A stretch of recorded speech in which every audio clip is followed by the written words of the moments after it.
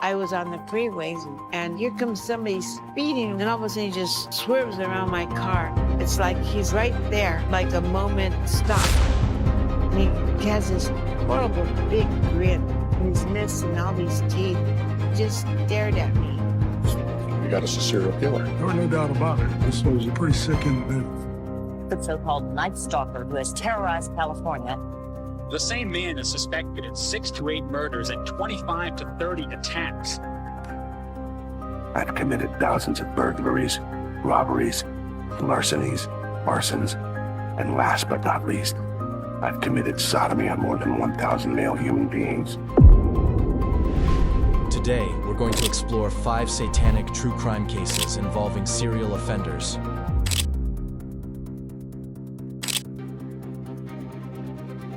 Let's begin with the first case. You got us a serial killer. There was no doubt about it. This was a pretty sick individual. If he was going to get away with killing 70 women for his ritual, he needed to be selective and cautious still. It was a high number to achieve, but it was a firm goal. Ahmad began killing women and no one had any idea. He said his dead father visited him in a dream, told him exactly what he needed to do to become the most powerful healer in all of Indonesia. The instructions were specific: collect the saliva of 70 young women, drink it, and the supernatural power would follow. When he woke up, Ahmad Saraji did one quick calculation. Waiting for 70 women to pass away naturally would take far too long. So he made a different plan. For 11 years, women arrived at his door in North Sumatra, Indonesia, trusting him with their most painful problems. 42 women, 11 years. One man operating in plain sight. That invisibility is not an accident, and it is not a mystery. It was a system, and it worked because he built it inside something much larger than himself. He did not create the conditions that allowed him to operate. He studied them, understood them completely, and used every part of them with precision. To truly understand Ahmad Saraji, you first have to understand the world that built him. Without that foundation, the events that follow feel impossible. But once you see the world he lived in, everything, every decision, every choice, every terrible outcome becomes clear. Indonesia is a nation of over 17,000 islands, home to hundreds of distinct languages, cultures, and belief systems that have existed side by side for thousands of years. Long before formal religion arrived on its shores, the people living across these islands had developed their own ways of making sense of life's most difficult moments. When a child got sick, when crops failed, when a marriage broke apart, when bad luck seemed to follow a family no matter what they did, they turned to a specific kind of person, someone believed to carry a different kind of knowledge. These figures were called dukun. In most Western countries, the closest translation would be shaman. But calling a dukun simply a shaman doesn't fully capture what they meant to the communities that trusted them. In rural Indonesia, especially across the 1980s and 1990s, a dukun was part herbalist, part counselor, part spiritual guide, and a deeply important figure in daily community life. They knew which plants could bring down a fever. They read signs and omens in the natural world around them. They performed rituals that their clients genuinely believed could redirect the course of events. A love charm here, a protection prayer there, a spiritual cleansing for someone carrying heavy grief. 80% of Indonesia's population practices Islam, but centuries of animistic tradition ran quietly beneath that surface, alive and well in the villages and agricultural areas far from major cities. In North Sumatra specifically, a region of dense highlands, fertile fields, and sprawling sugarcane plantations. These beliefs were not old relics tucked away in history books. They were part of everyday life. Children grew up hearing stories about spirits that lived in the fields and rivers. Adults carried small talismans, And when a problem felt too large for any ordinary solution, you went to the dukun. You went without embarrassment, without shame, and without doubt. Because the dukun had always been there, and the dukun had always helped. This is the world Ahmad Saraji was born into. And it is the world he would use to devastating effect. Ahmad Saraji was born on January 10, 1949, in a small rural area close to the city of Medan, the capital of North Sumatra, Indonesia. His early life was defined by poverty, absence, and a constant desire to become something greater than what circumstances allowed. His father was a respected dukun in their community, a man people came to with their problems, their pain, and their hopes. But Ahmad's father passed away when he was very young. Some accounts place this at just months after birth. Others suggest it occurred when Ahmad was in his early teenage years. The exact timing varies across sources. What is consistent across all of them is the effect. Ahmad grew up without the man he most admired, in a household with limited resources and limited options. His formal education ended at the elementary school level. In rural North Sumatra during that era, that was far from unusual. Young boys from poor families were expected to contribute through labor, working the fields, caring for animals, doing whatever was needed to keep the household moving forward. Saraji herded cattle. He worked land. He moved through the expected rhythms of a difficult rural life. But he was not a settled young man. By his early adult years, Saraji had accumulated a pattern of arrests, petty theft, livestock theft, and various conflicts that kept bringing him back into contact with law enforcement. He spent a significant stretch of his youth in and out of prison. By his own account, this period left him feeling stuck, invisible, and overlooked. When he was finally released for the last time, he made a decision. He was going to reinvent himself completely. He was tired of being seen as a criminal. He wanted something that his father had possessed, something he had watched as a child with admiration and longing. He wanted respect. And so he turned to the one path available to him that seemed to hold real promise. He became a dukun. He began studying every book and written document his late father had left behind. Notes on rituals, herbal remedies, spiritual practices, and ceremonial traditions passed down through generations. He sought out older and more experienced dukun in the surrounding region and learned directly from them. He gave himself a new identity, adopting the name Datuk Maringi, meaning an elder with spiritual authority, and presenting himself to the public accordingly. He relocated to the rural outskirts of Medan, purchased land with a sugarcane plantation attached, and opened his home to clients. He also married, not once, but 3 times, all 3 wives being sisters from the same family. In Indonesia's Muslim tradition, a man may take up to 4 wives under certain conditions, but marrying 3 sisters simultaneously was unusual enough to draw community attention and family conflict. His mother disapproved deeply of the arrangement and made her feelings known. Saraji responded by removing her from his home. The 2 reportedly never spoke again. His first and eldest wife, Tumini, became his closest partner in running the household and managing clients. She welcomed visitors, participated in rituals alongside her husband, and over time became far more involved in his activities than anyone from the outside world realized. By the late 1970s and into the 1980s, Saraji's reputation as a trusted dukun had grown well beyond his immediate neighborhood. He charged clients the equivalent of $200 to $400 per session, a significant sum in rural Indonesia at that time. People came from nearby towns and distant villages alike.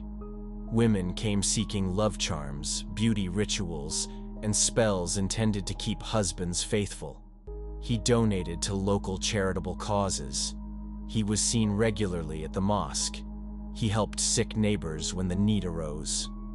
In 1986, his community gave him the formal title Datuk, a recognition of his standing as a respected elder and spiritual leader. To every person who knew him, Ahmad Saraji was exactly what he appeared to be, a healer who had turned his life around and given himself fully to the service of others. The reality was something else entirely. It was 1986. Saraji was asleep when, according to his own account given to investigators, he received a visitation. His deceased father appeared to him, not as a memory or a vague feeling, as a clear, communicating presence. In this dream, his father delivered a specific directive. If Ahmad truly wanted to become a great and powerful mystic healer, one with abilities that would surpass every other dukun in the country, there was a ritual he needed to complete. He needed to collect and drink the saliva of 70 young women who had died. Only by doing this would he unlock the kind of supernatural power that would make him truly extraordinary. When he woke up, Saraji considered what he had been told. In his own words, which investigators later documented, "My father told me to drink the saliva of 70 young women. I was thinking it would take ages if I had to wait for 70 women to die naturally. So I took my own initiative." At first, he said he hesitated. He thought it through. He was uncertain.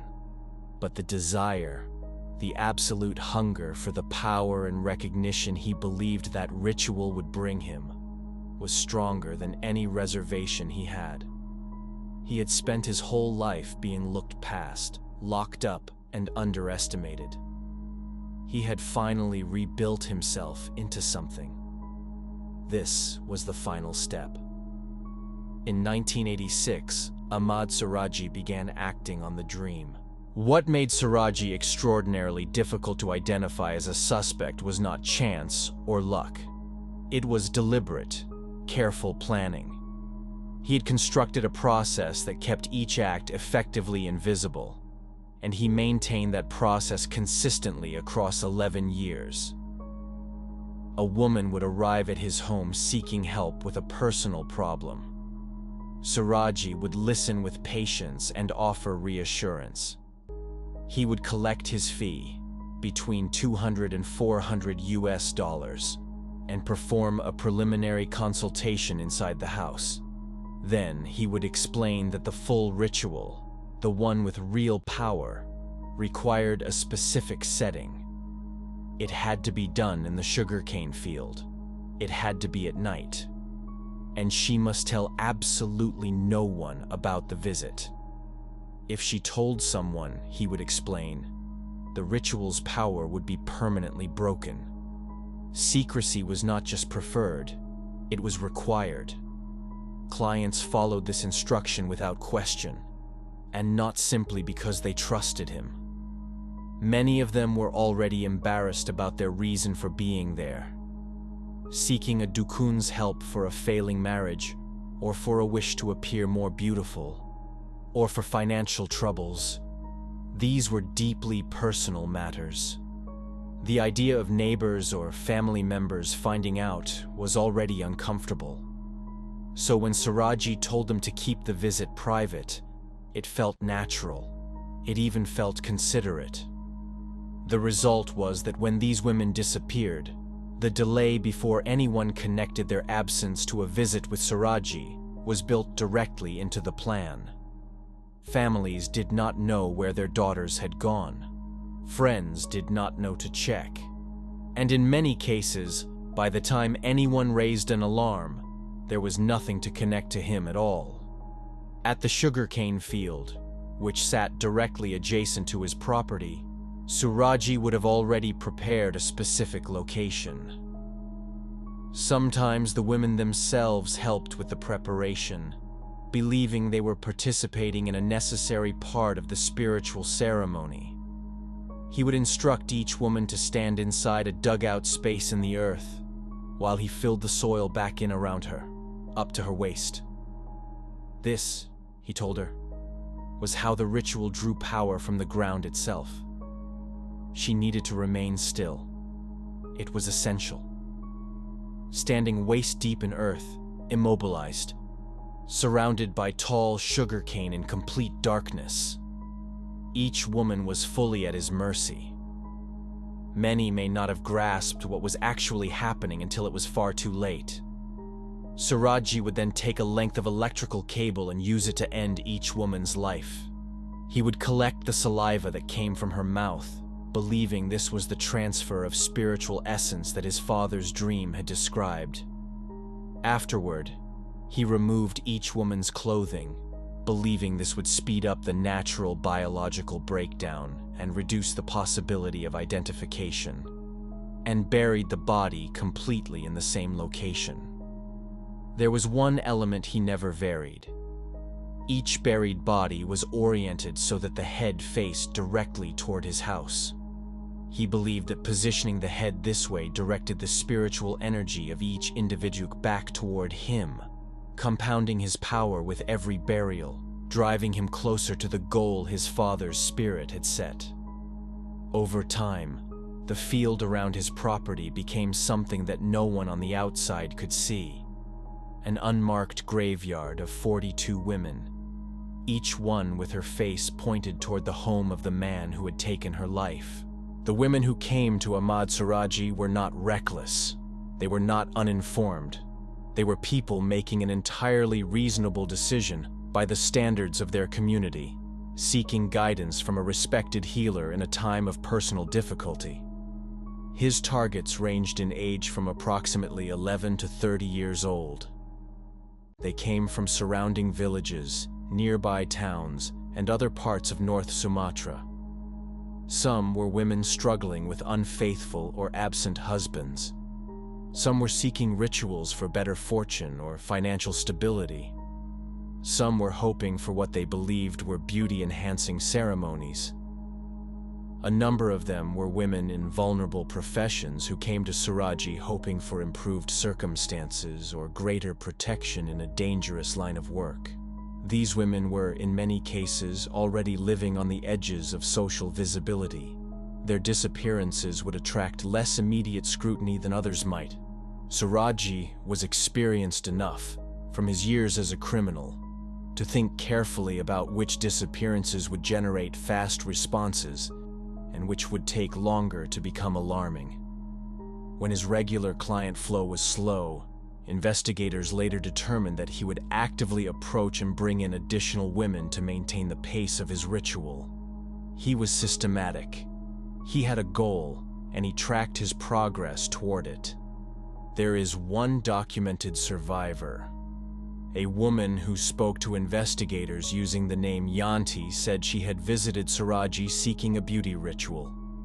During the preliminary session inside his home, Saraji gave her a glass of water into which he had silently added his saliva as an undisclosed part of the ceremony. She drank it without knowing.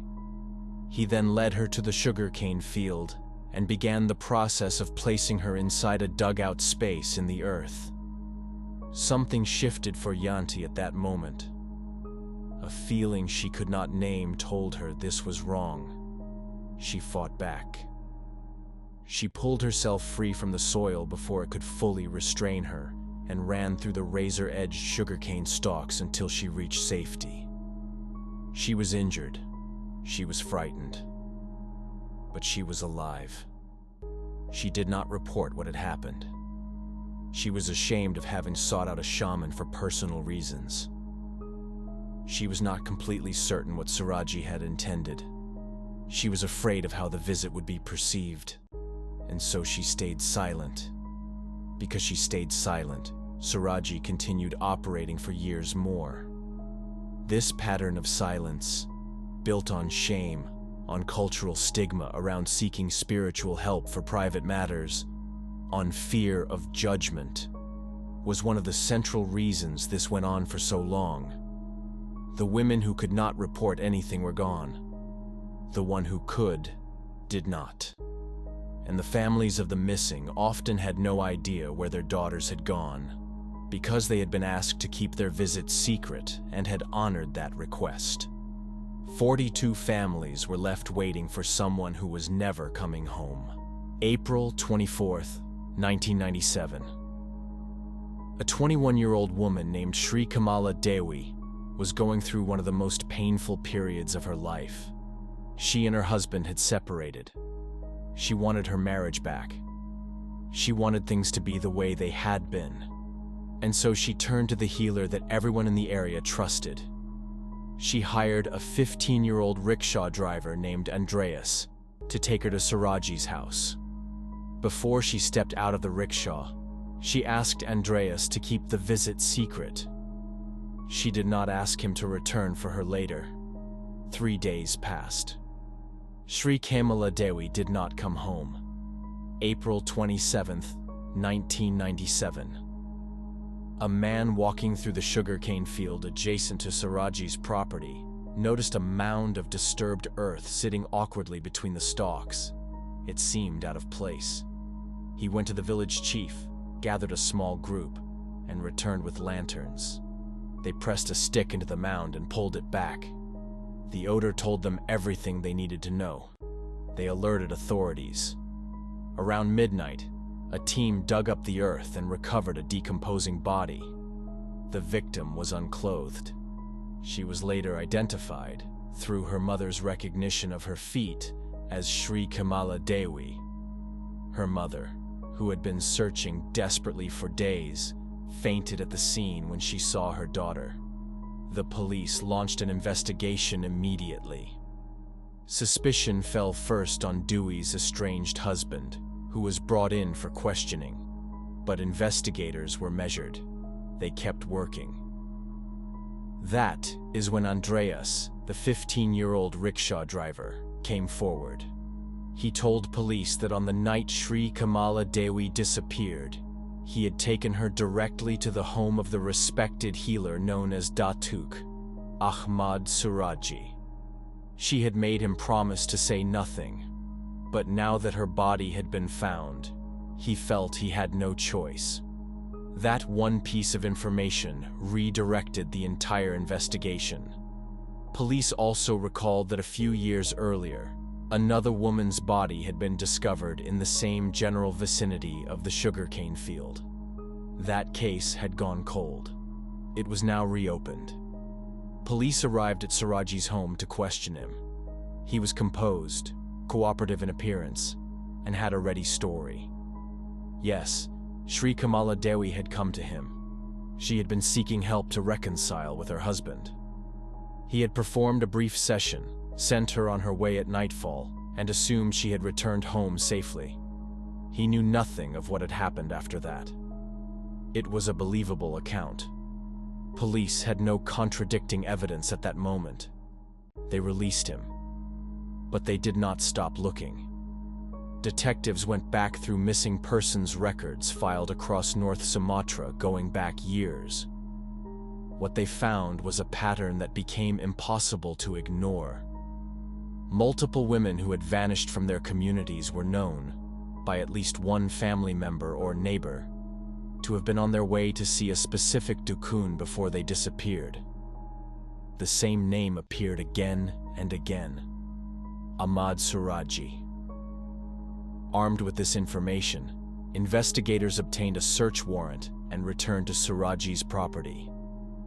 Inside his home, police found a collection of items that should not have been there. Piles of women's clothing, handbags, jewelry, personal belongings belonging to multiple women. Among these items, Sri Kamala Dewi's family positively identified her bracelet, her clothing, and other items she'd been carrying the night she left home. Investigators also found watches and jewelry that were later connected to at least 25 other women. Ahmad Saraji was arrested on April 30th, 1997. His first wife, Tumini, was detained alongside him. In the interrogation room, Saraji denied everything at first. Then, piece by piece, the account he had constructed began to fall apart. He admitted to Sri Kamala Dewi's case, then to more. First, he said 16 women. Then, the number grew again. Finally, he confessed to having caused the deaths of 42 women over an 11-year period. Each one in the same manner. Each one buried in the sugarcane field with her head turned toward his house. He explained the dream. He described the ritual. He described what he had believed each act was doing for him spiritually. He laid out the full logic of 11 years in a few extraordinary hours of testimony. Investigators brought him to the field to confirm the details. He led them to specific locations. He demonstrated the method he had used, using a mannequin, for the official record. Then the excavation began. What followed was one of the largest forensic excavations in Indonesian criminal history. Using bulldozers alongside manual digging teams, investigators worked for weeks through the full expanse of the sugarcane plantation. What they unearthed confirmed everything Saraji had said, and then some. 42 sets of remains were recovered from beneath the soil. Some were relatively intact. Others had been reduced entirely to skeletal material after years of natural biological breakdown, making positive identification impossible. Around 80 families across North Sumatra came forward to report missing female relatives from the years in question. A small number of affected individuals were identified through family recognition. Several could not be identified at all. The community was shattered. The man they had trusted, the man they had given a title of honor, the man they had sent their daughters and wives and sisters to see, had been responsible for the worst series of losses North Sumatra had ever witnessed. The trial of Ahmad Saraji began on December 11, 1997, at the Lubuk Pakam District Court in North Sumatra. It became an immediate national sensation. A 363-page indictment detailed the full case against him. The courthouse could not hold the number of people who came. Local authorities set up large tents in the surrounding area with television monitors so that the overflow crowd, sometimes numbering in the hundreds, could follow the proceedings in real time. Inside the courtroom, Saraji sat with a visible calmness that observers found striking. He was 48 years old. He had retracted his confession entirely. Both he and Tumini claimed that their admissions during interrogation had been made under duress, that physical pressure applied during the process had forced them to say things that were not true. Claims of coerced confessions were not without precedent in Indonesia during this period. Human rights organizations had documented examples of Indonesian law enforcement using physical pressure to extract admissions in criminal cases, and the court took the possibility seriously enough to examine it. But the physical evidence standing against Saraji was not built on his words alone. It was built on 42 sets of remains recovered from the ground adjacent to his home, on piles of victims' personal belongings found inside his house, on testimony from dozens of families who placed their missing daughters on a path directly to his door, on the documented reenactment he had participated in at the field, on ritualistic books recovered from his possession that aligned directly with the ritual he had described. Tumini was also tried alongside her husband. Evidence established that she had been present during a number of client consultations, had accompanied at least one victim toward the field, and had helped to conceal evidence in the aftermath of the crimes. During the proceedings, the atmosphere surrounding the courthouse was charged with a kind of collective anxiety, that reflected the deeper cultural dimensions of the case.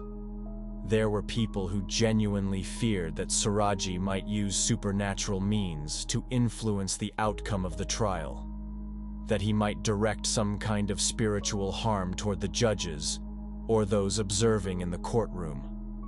Security personnel were instructed to monitor him closely and alert the panel if anything unusual occurred.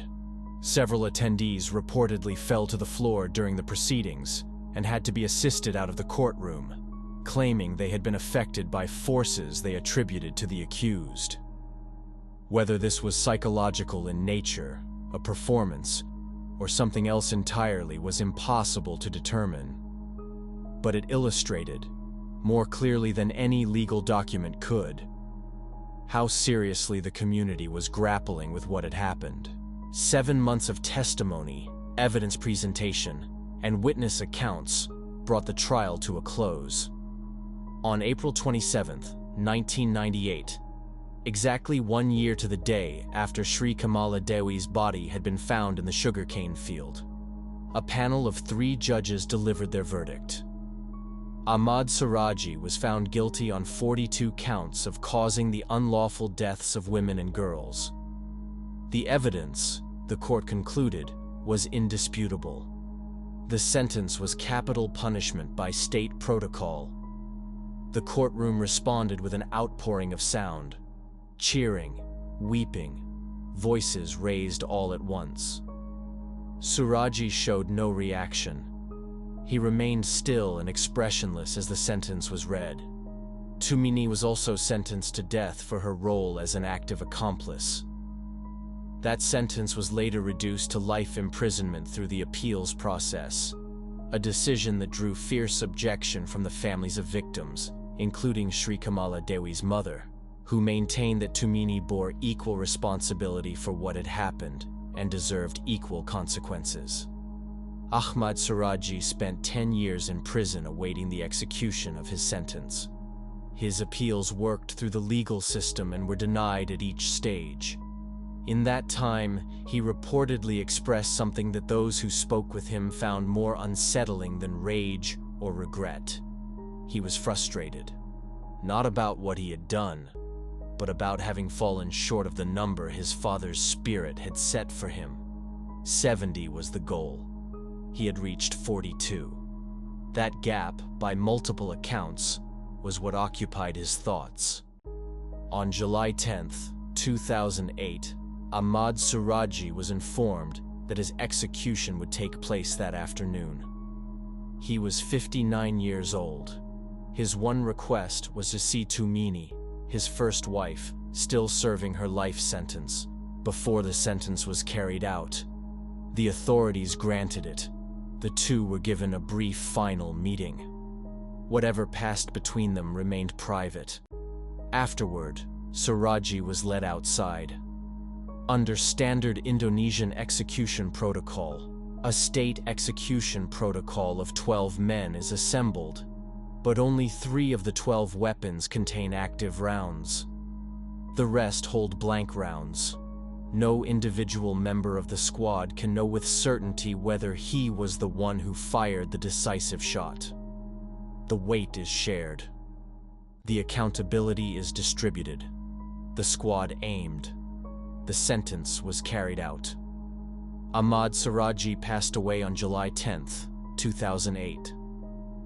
Authorities made an initial attempt to bury his remains in a public cemetery in Say Semayang village. More than 100 family members of his victims arrived and refused to allow it.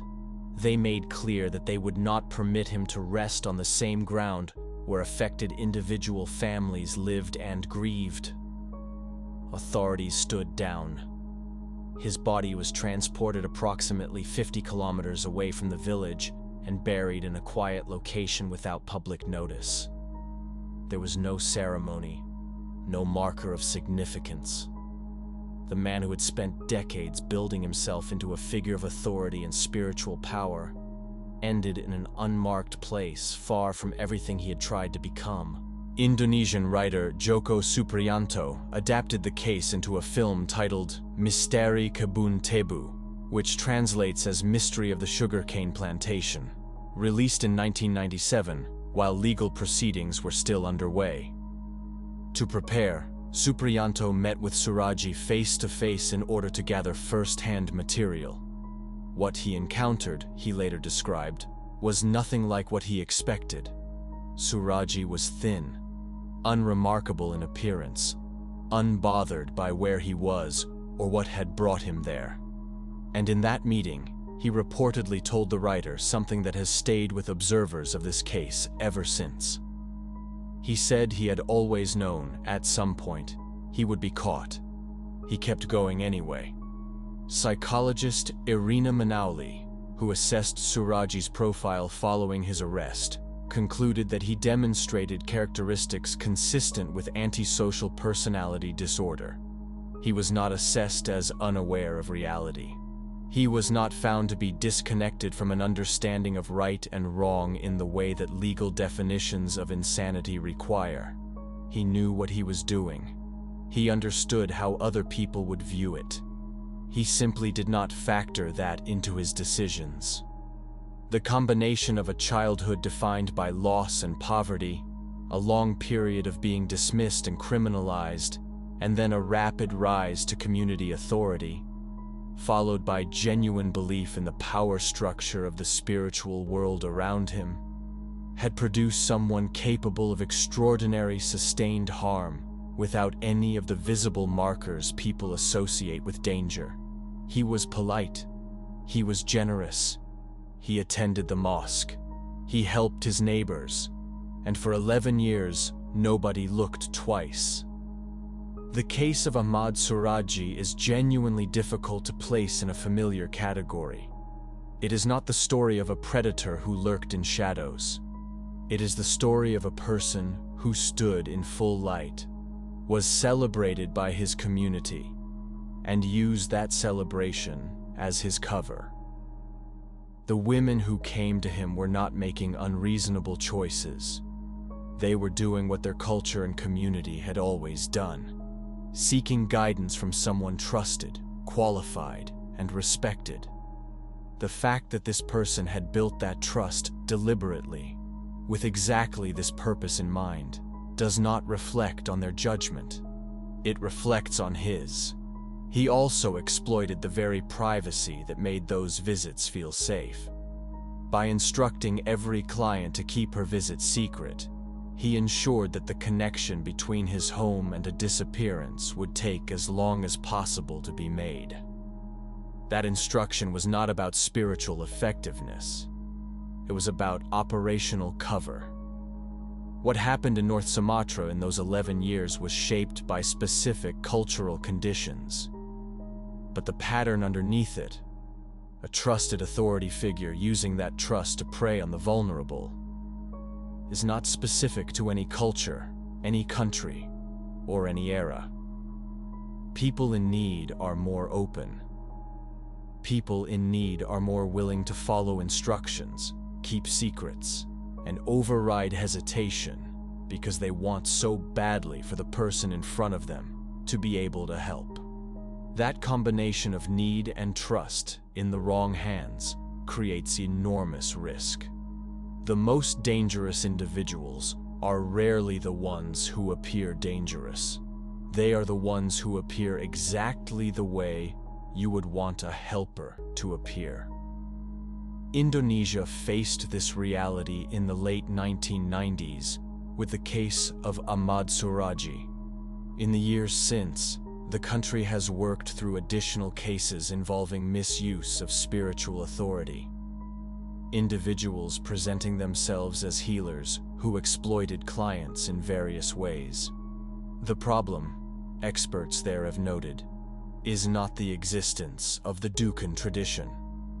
It is the absence of accountability for those who wear that identity without honoring what it actually means. 42 women trusted the wrong person, and the world barely knew their names. Share this video so their story is not forgotten. Subscribe to stay informed about the cases that matter. Stay alert about the people you trust, because real danger rarely announces itself. Awareness is the most powerful protection any of us has. Now let's move on to the second disturbing true crime story. He was once a promising high school athlete who scored high on his SATs and earned a college football scholarship. Friends described him as funny and fun-loving, someone who seemed destined for success. But somewhere along the way, he became something else entirely. A man who would take lives in Alaska's endless summer daylight, leaving an entire city paralyzed with fear. On the early morning of November 12, 2016, a police officer in Anchorage, Alaska, was out on a routine call. Someone had skipped out on a cab fare, and the officer was simply driving around looking for the person responsible. While cruising through the quiet streets, the officer spotted a man walking alone on the sidewalk. He pulled up beside him and asked him to stop for a moment. The man ignored him completely. The officer tried again, this time using his megaphone to make sure he could be heard. "This is the Anchorage police. You need to stop." The man still didn't respond. He just kept walking, as if the officer wasn't even there. Then, without any warning, the man turned around. He walked toward the police car, reached into his jacket, and pulled out a .357 Magnum revolver. He opened fire on the officer at point-blank range. 4 bullets struck the officer, causing devastating damage to his body. But somehow, against all odds, the officer survived. Backup arrived. The shooter was brought down and was found dead on the scene. At that moment, police believed this was simply an isolated incident. A disturbed man who had attacked an officer for no apparent reason. But they were about to discover something that would change everything.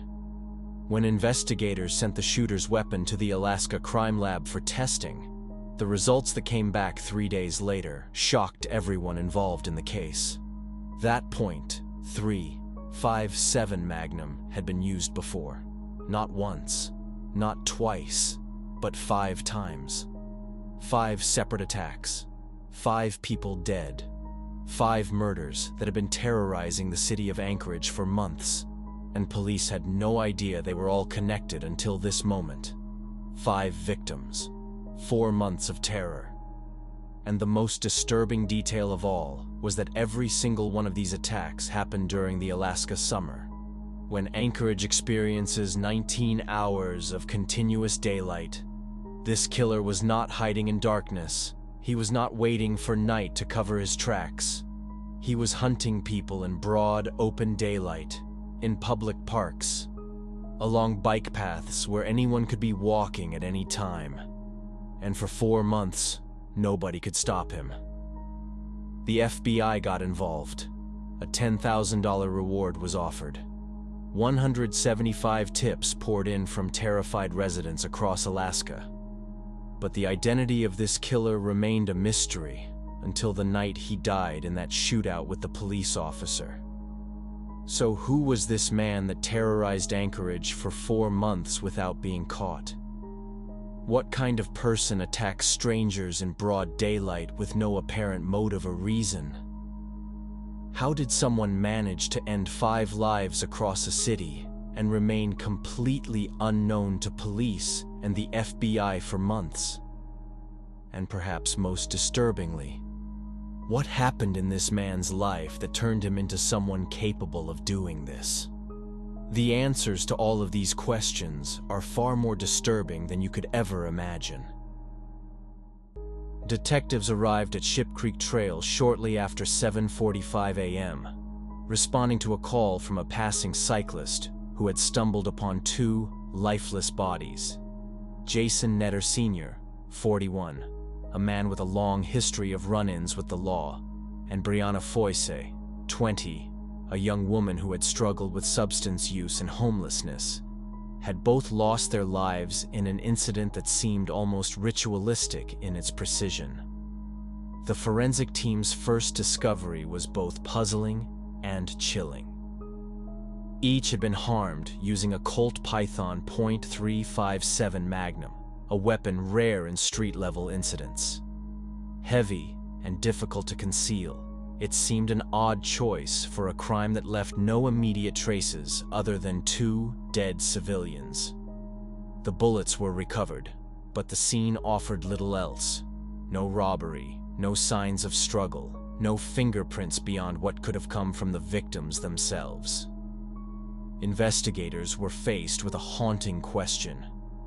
Who would commit such an act in broad daylight, and why here? The initial assumption that it was gang-related quickly faltered. Anchorage had seen a spike in gang activity, but forensic analysis, witness accounts, and the lack of other evidence suggested this was not the case. Weeks later, the city was shaken again. Trayvon Thompson, a 23-year-old working a regular job and with no criminal record, was riding his bicycle home when he was approached and attacked. Security cameras captured only partial footage. A man approaching, pausing, and then leaving on a bicycle after the incident. The lower half of the suspect was all that was visible, an incomplete image of a man who seemed almost phantom-like. Trayvon's death shared one critical connection with Ship Creek. The bullets came from the same Colt Python revolver. Police recognized a pattern forming, but without a clear suspect, they had to tread carefully. Public panic was growing, and officers struggled to balance transparency with the integrity of the investigation. The nightmare escalated at Valley of the Moon Park, when 2 more men were found dead. Kevin Turner, 34, a homeless man living with mental health challenges, and Bryant DeHusson, 25, a man with a stable job in environmental protection, had both lost their lives, one hidden under a pavilion.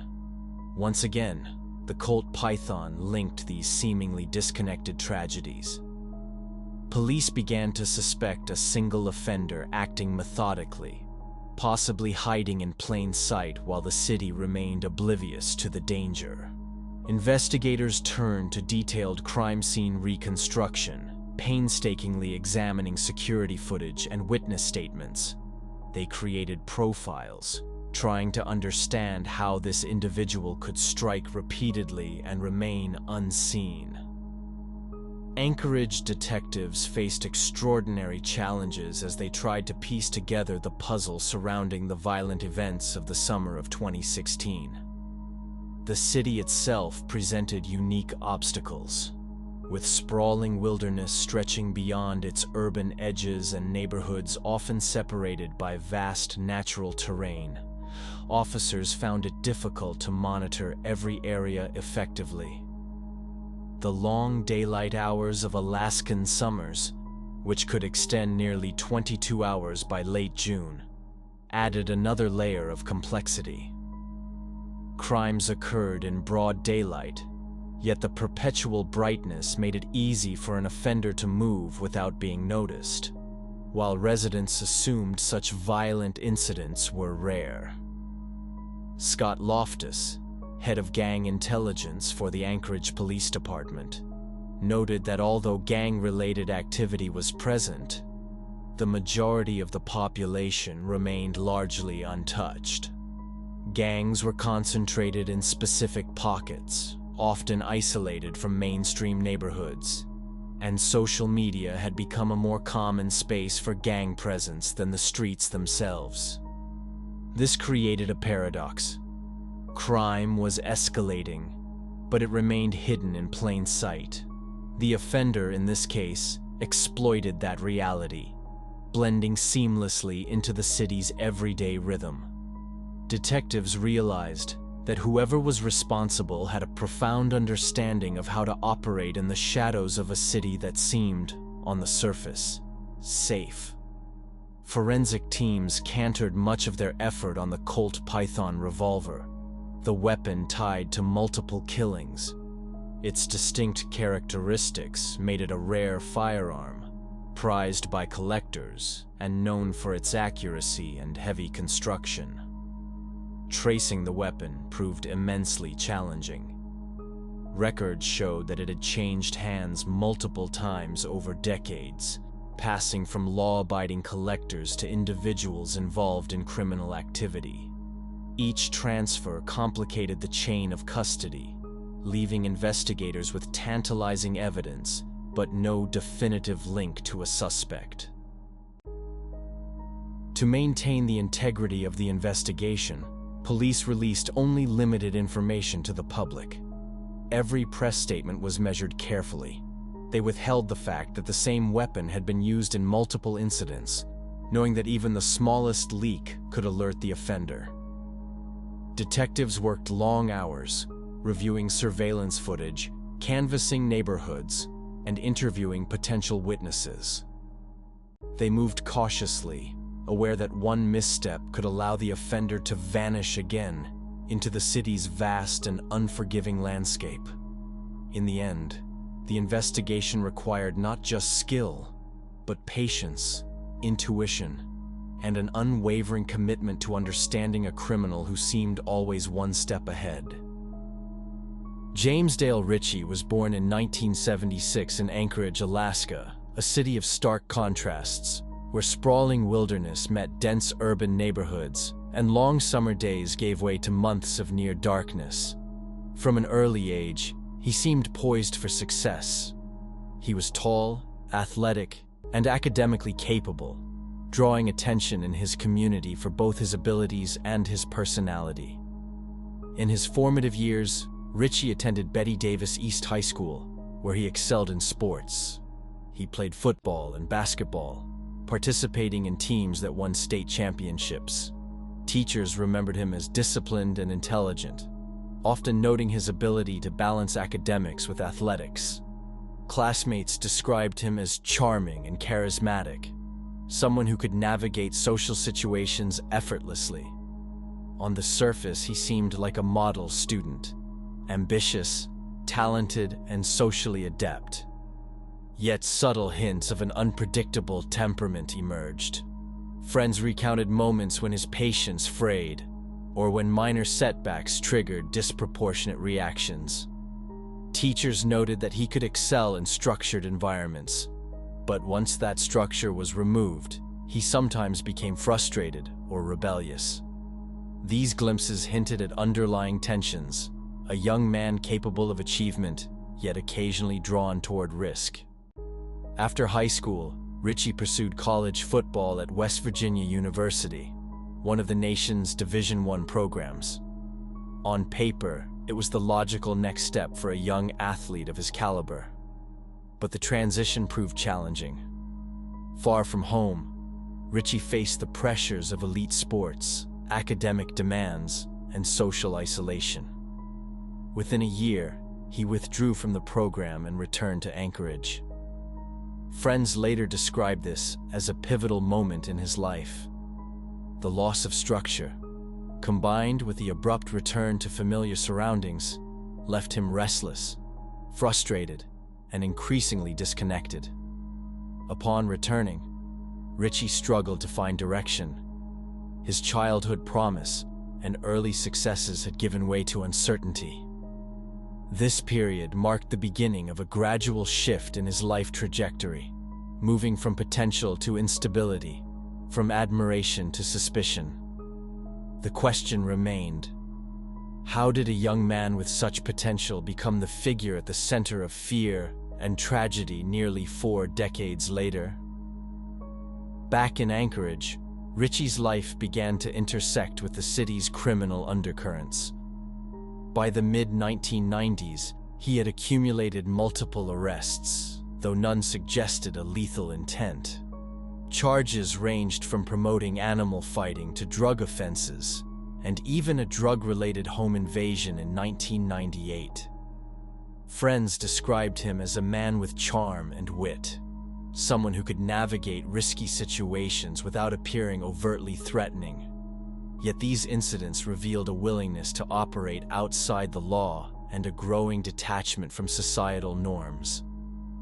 People who knew him at the time often expressed disbelief about his capacity for violence.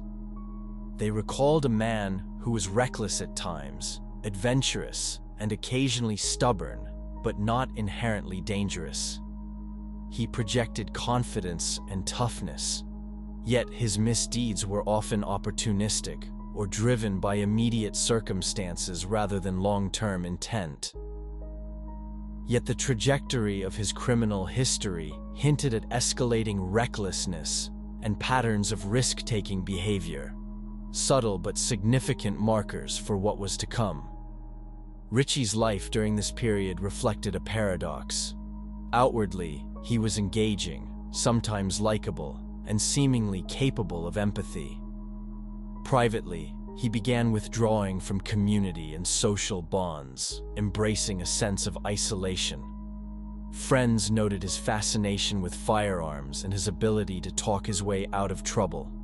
His intelligence, once a tool for success, now appeared to serve darker purposes: calculation, planning, and avoidance of accountability.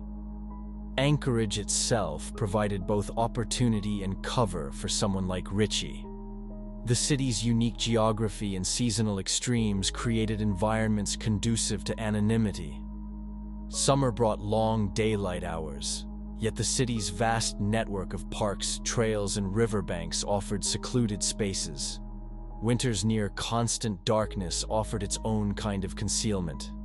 For law enforcement, tracking patterns in such a sprawling, varied environment was complex.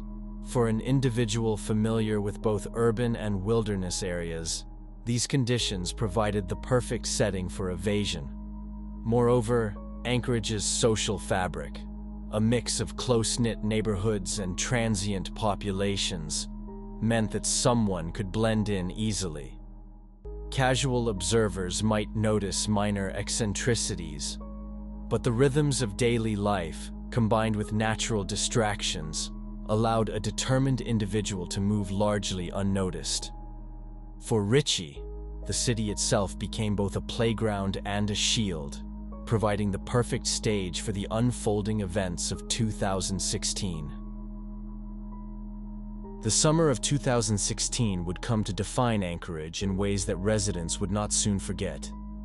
Between July and August, 5 individuals, Jason Netter Sr., Brianna Foys, Trayvon Thompson, Kevin Turner, and Bryant DeHusson, lost their lives under circumstances that stunned the city. The randomness of the victims and the locations of the incidents created a palpable sense of dread. Forensic evidence soon revealed a common factor: a single firearm, the rare Colt Python .357 Magnum revolver.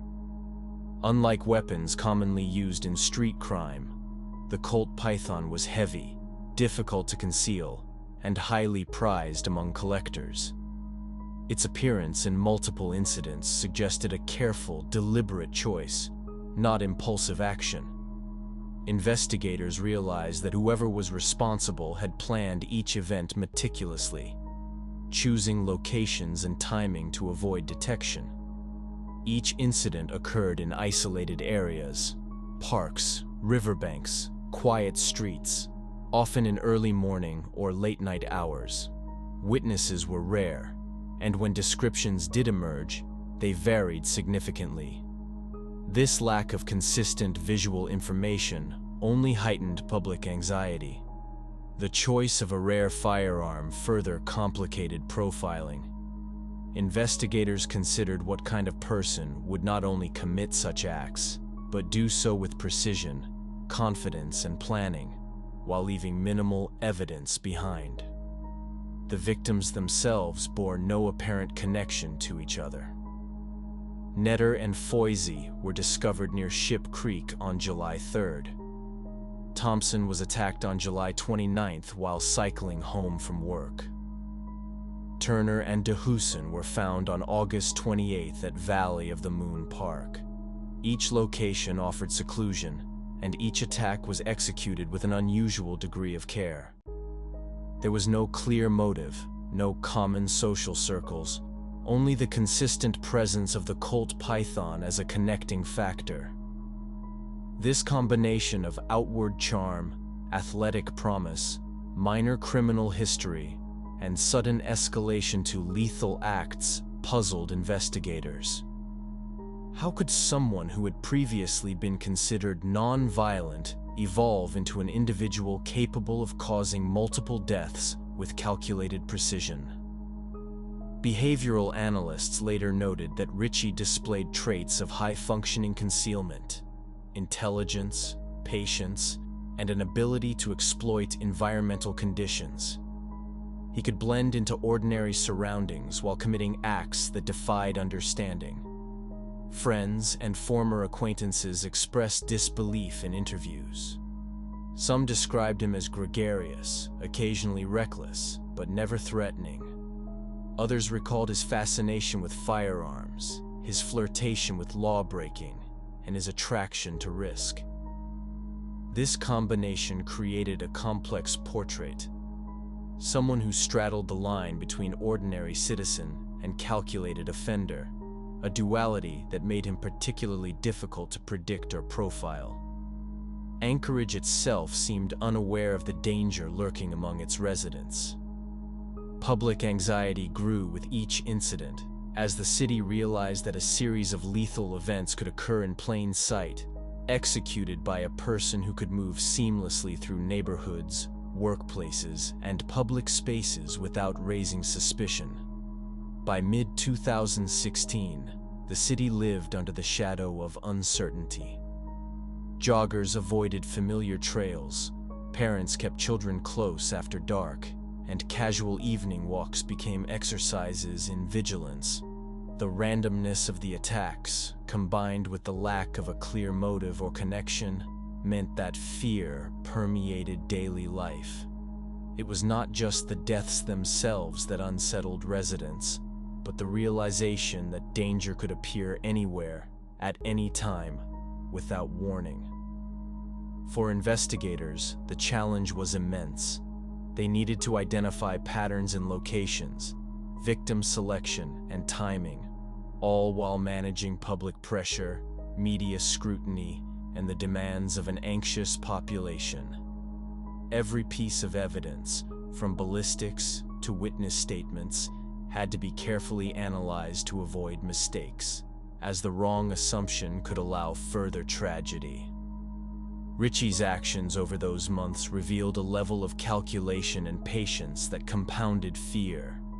He was careful, deliberate, and aware of how law enforcement operated. Each incident added pressure on investigators, who were racing against time, hoping to prevent further harm. The combination of forensic complexity, public anxiety, and Richie's ability to remain inconspicuous created one of Anchorage's most challenging law enforcement puzzles in recent memory. Anchorage police faced an extraordinary challenge as the city grappled with a wave of violent incidents that had left multiple residents gone.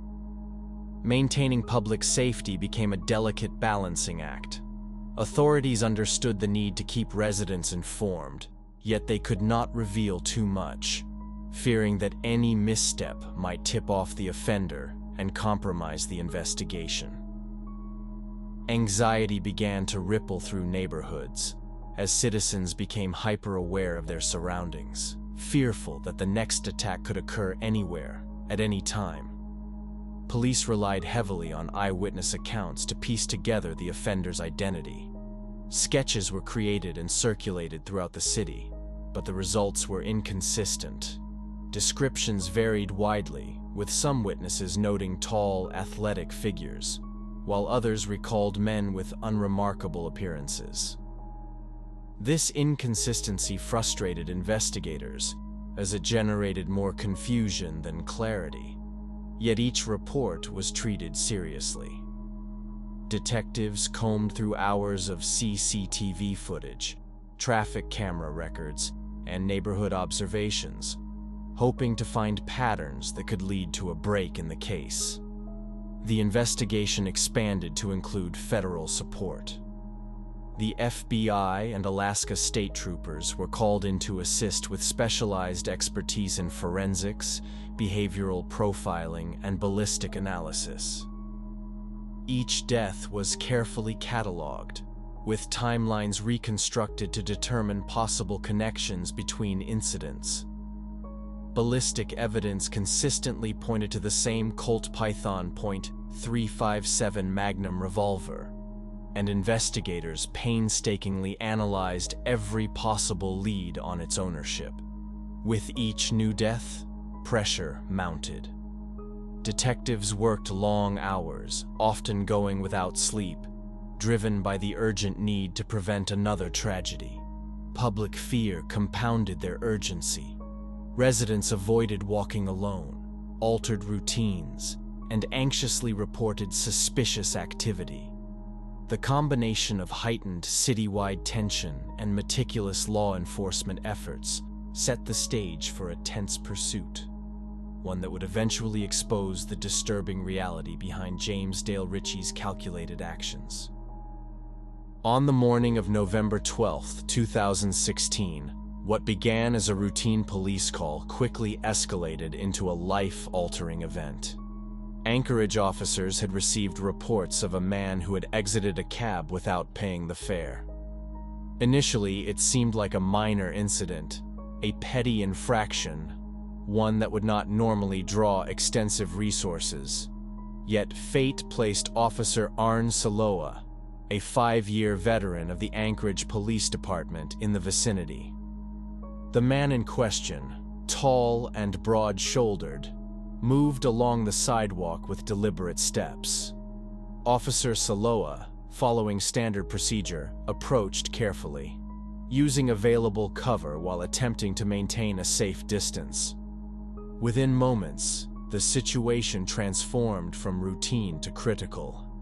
The man suddenly revealed a large handgun hidden beneath his coat. Without warning, he fired multiple rounds, striking Officer Saloa in the torso and inflicting life-threatening injuries to his liver. The attack shocked nearby officers, who immediately radioed for backup. The chaos was intense. Sirens blared, pedestrians fled, and the streets of Anchorage became a tense theater of urgency and fear. Backup officers arrived within seconds. Among them was Sergeant Mark Piskai, a canine handler trained in high-pressure confrontations. Piskai, assessing the immediate threat, returned fire with precision. The suspect, now the center of a rapidly unfolding standoff, collapsed on the sidewalk just feet away from the gravely injured Saloa. The scene was harrowing. A city stunned, a fellow officer critically wounded, and a suspect lying lifeless. But unknown to the public at the time, the stakes were far higher than a simple armed encounter. The man on the pavement was identified as James Dale Ritchie, 40, an Anchorage native whose name would soon become synonymous with terror. In his possession was a Colt Python .357 Magnum, a rare firearm that forensic teams would later confirm was linked to 5 deaths earlier that summer. The ballistics matched perfectly, connecting Richie to a series of calculated attacks that had gripped the city in fear. Authorities immediately began processing the scene, meticulously documenting evidence. Each detail mattered: the position of the weapon, the trajectory of bullets, the proximity of witnesses. The encounter revealed the shocking reality. A man previously seen by neighbors as ordinary had spent months planning and executing attacks with precision and detachment. Anchorage was now confronted with the truth, and the scope of Richie's actions began to unfold as investigators pieced together the chilling pattern that had gone undetected for months. Ballistics testing confirmed what Anchorage investigators had long suspected but had struggled to prove. Each bullet recovered from the tragic incidents involving Jason Netter Sr., Brianna Foyce, Trayvon Thompson, Kevin Turner, and Bryant DeHusen bore markings that were unmistakably consistent with a single firearm: a Colt Python .357 Magnum revolver. The confirmation sent shockwaves through law enforcement. The same weapon had been used in multiple incidents spanning months and various locations across Anchorage. No reasonable doubt remained. The cases were connected, and the pattern was deliberate. Investigators meticulously reconstructed the timeline, beginning with the first known victims. On July 3, 2016, Jason Netter Sr. and Brianna Foyce were found along Ship Creek. Their lives abruptly ended in what appeared to be random attacks. Their deaths had initially seemed isolated, prompting community anxiety and police vigilance. By July 29th, another tragedy struck when Trayvon Thompson, a young man on his way home from work, was harmed while riding his bicycle. The attack, executed with the same Colt python, reinforced the pattern and terrified the city, raising fears that no one could be safe in Anchorage, regardless of the hour or location. The final known incidents occurred on August 28, 2016, at Valley of the Moon Park. Kevin Turner and Bryant DeHusson, both residents of Anchorage, became victims of the same calculated assault. Each site was carefully chosen, with minimal pedestrian traffic and few potential witnesses. This consistent choice of locations suggested a methodical mind, one who studied his environment and acted deliberately to avoid detection. Forensic analysis reinforced the link. The distinctive rifling and wear patterns on the bullets matched the Colt python, creating an irrefutable connection between each incident. The realization that a single offender had orchestrated these acts over months sent a ripple of both fear and urgency through law enforcement. The question haunting investigators was not just how these crimes were committed, but who James Dale Richie truly was. Born in 1976 in Anchorage, Alaska, Richie's early life suggested promise and potential. He was athletic and disciplined, excelling in football and basketball at Betty Davis East High School. Teachers and classmates remembered him as charming, intelligent, and dedicated. He played on championship-winning teams and was admired for his leadership both on and off the court. Yet beneath this polished exterior, the beginnings of a different trajectory were quietly forming. After high school, Richie pursued college football at West Virginia University, a major Division I program. The leap from Anchorage to a larger collegiate environment proved difficult. Within a year, he dropped out and returned home, disillusioned and increasingly frustrated. Friends later recalled that the abrupt return created a sense of isolation. The structure and ambition that had driven him in high school were replaced with a growing dissatisfaction with his circumstances. It was during this period that he began drifting into petty crime and entanglements with the law. By the mid-1990s, Richie had multiple arrests for offenses that, while not violent in nature, indicated a disregard for societal rules. He faced charges for promoting animal fighting, drug possession, and a drug-related home invasion in 1998. People who knew him described a complex personality, a man capable of friendliness and charm, yet easily drawn into risky or unlawful behavior.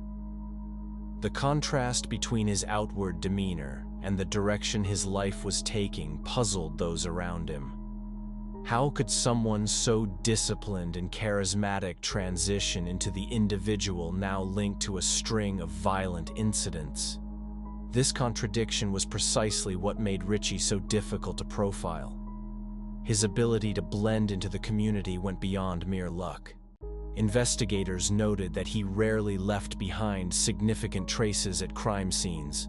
No fingerprints, no surveillance footage, no eyewitness testimony connecting him directly until the final confrontation in November. He appeared to select victims almost at random, seemingly guided by opportunity rather than personal vendettas, which made predicting his next move nearly impossible. Each incident left the community on edge, amplifying anxiety as citizens struggled to comprehend the randomness and apparent unpredictability of his attacks. Friends and acquaintances offered conflicting perspectives on Richie's character. Some recalled him as reckless, but fundamentally good-hearted, capable of camaraderie and loyalty. Others noted his temper and growing detachment from social norms. The duality was striking.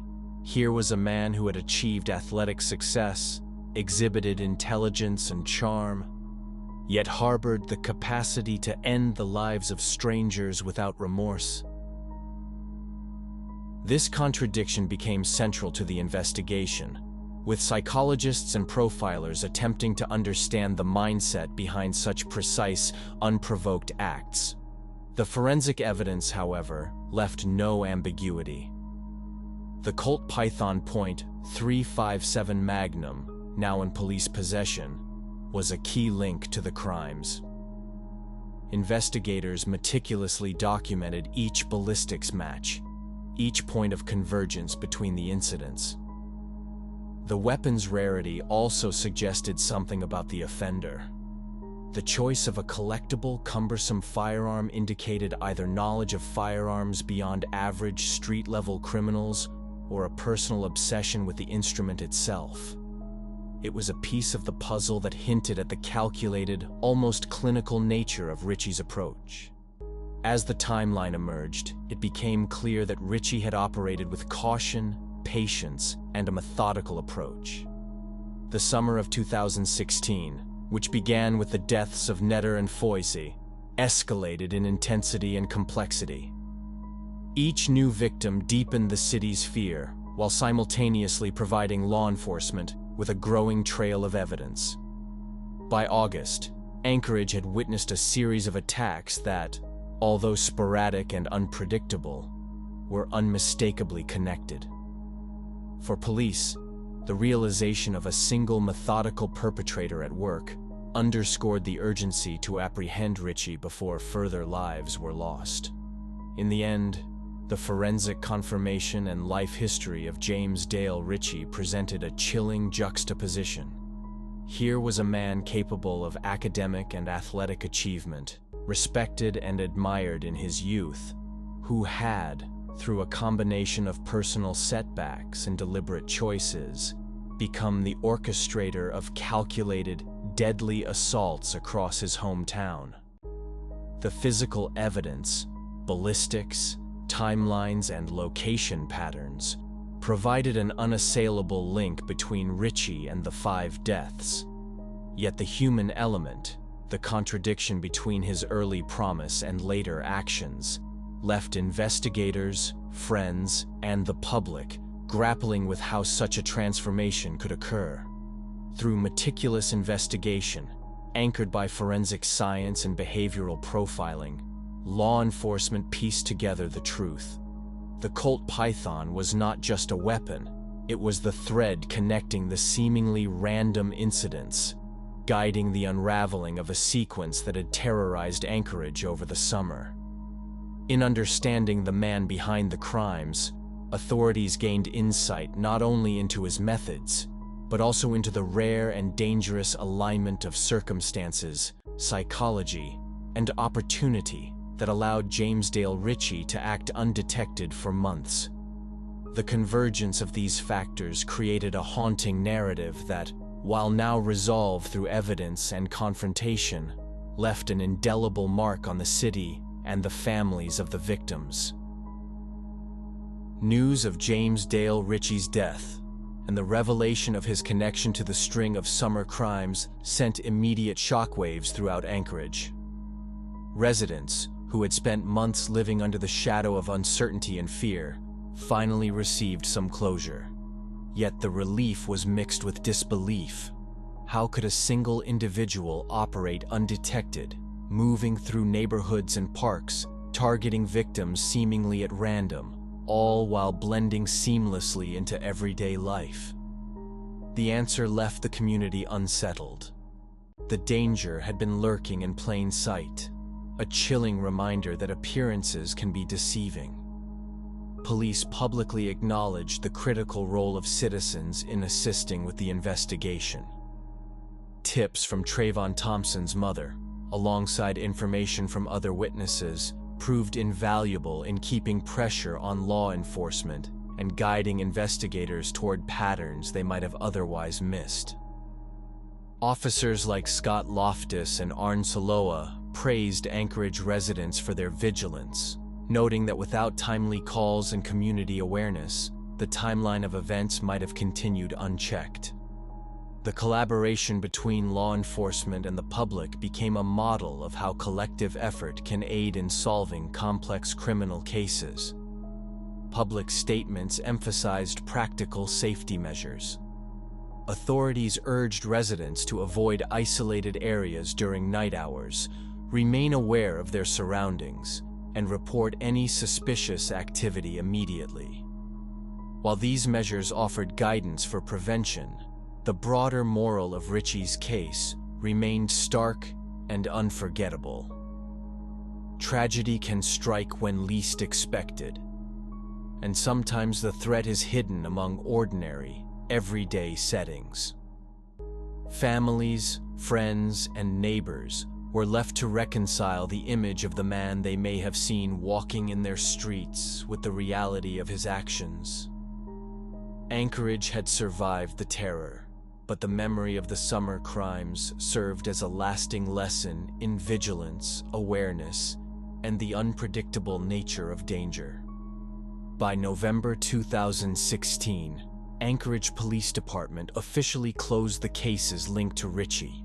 Their statement confirmed he acted alone, possessed the Colt Python before the crimes, and was responsible for the deaths of 5 individuals. The weapon, rare and heavy, had allowed him to commit these acts with a degree of control and precision unusual for street-level crimes. While justice in the form of law enforcement closure had been served, questions remained. Why did Richie choose these victims? Was it pure chance, or did something deeper motivate him? What drove a man of apparent promise to commit these acts? Authorities could answer only what evidence showed, leaving the human motivations behind the crime shrouded in uncertainty. Even after his death, the story of James Dale Richie serves as a chilling reminder. Danger can emerge quietly from a person who outwardly seems ordinary, yet harbors a hidden capability for destruction. The Richie case left Anchorage shaken, revealing uncomfortable truths about urban safety. A city that once felt secure had, for months, been the silent stage for deadly events. Danger, it seemed, could hide in plain sight, among familiar streets, parks, and neighborhoods, waiting for the unobservant eye. For law enforcement, the case underscored the irreplaceable role of forensic science. Ballistic analysis became the key to connecting seemingly random incidents, turning scattered tragedies into a coherent, horrifying pattern. Each bullet told a story, exposing a chilling precision behind the crimes. Yet, the investigation also highlighted the power of community vigilance. Ordinary citizens, neighbors, family members, even casual passers-by, provided vital information that helped authorities track Richie's movements. Every tip, every observation mattered. Anchorage would eventually regain its calm, but the events of summer 2016 remained etched in memory. The case reminded all that tragedy can strike without warning, and that awareness, caution, and collective responsibility are essential shields against hidden dangers. Now let's move on to the third disturbing true crime story. In a small interrogation room in Texas, an elderly man sits hunched in a wheelchair. His hands shake slightly as he reaches for a piece of paper. He's 78 years old, with failing health and fading eyesight, But his memory? Crystal clear. Too clear. "I can draw them for you," he says quietly to the detectives across the table. "I remember all their faces." What happens next would shake American law enforcement to its core.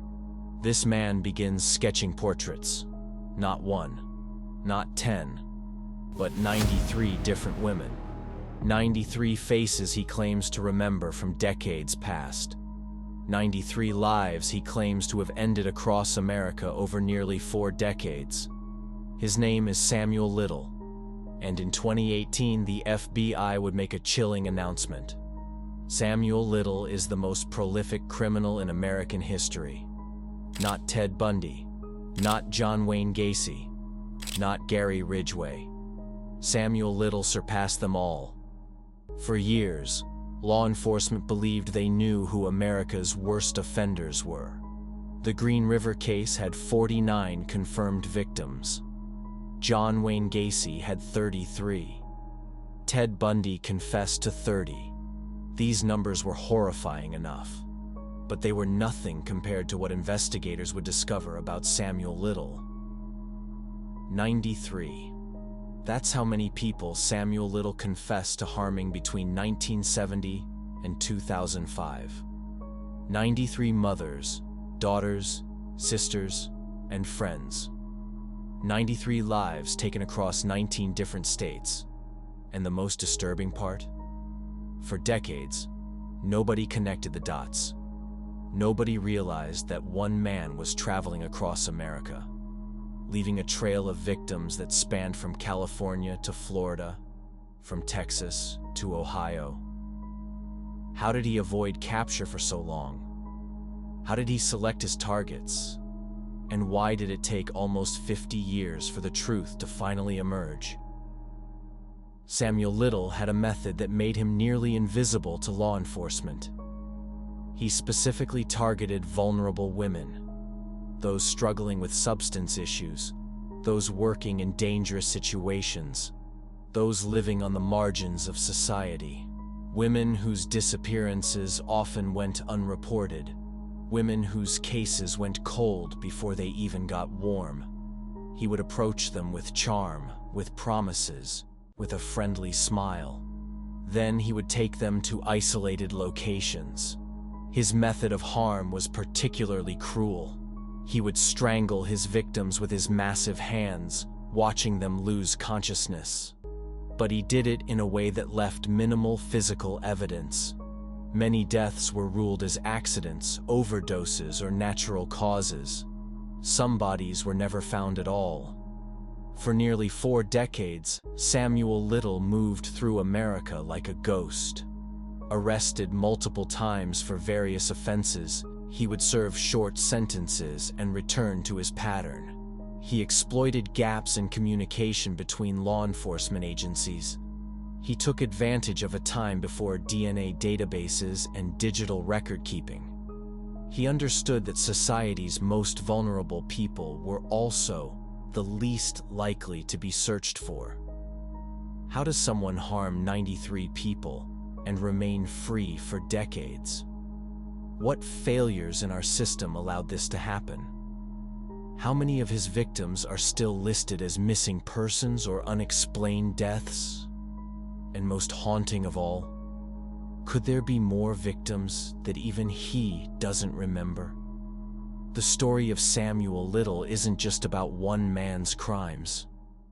It's about the invisible people in our society. It's about the gaps in our justice system. It's about how evil can hide in plain sight when we're not looking in the right places. What you're about to hear is the complete story of America's deadliest criminal. From his troubled childhood to his final days in prison. From his first victim to his shocking confessions. This is a story about justice delayed, about victims finally getting their names back, and about the detectives who refused to give up until the truth came out. Samuel McDowell Little was born on June 7, 1940, in Reynolds, Georgia, during one of the most turbulent periods in American history. World War II was raging overseas. and America itself was deeply divided by segregation and economic hardship. But Samuel's personal struggles would eclipse even these broader social challenges. His mother was just 16 years old when she gave birth to him. She was a teenager herself, unprepared and unwilling to care for an infant. The identity of Samuel's father remains uncertain to this day.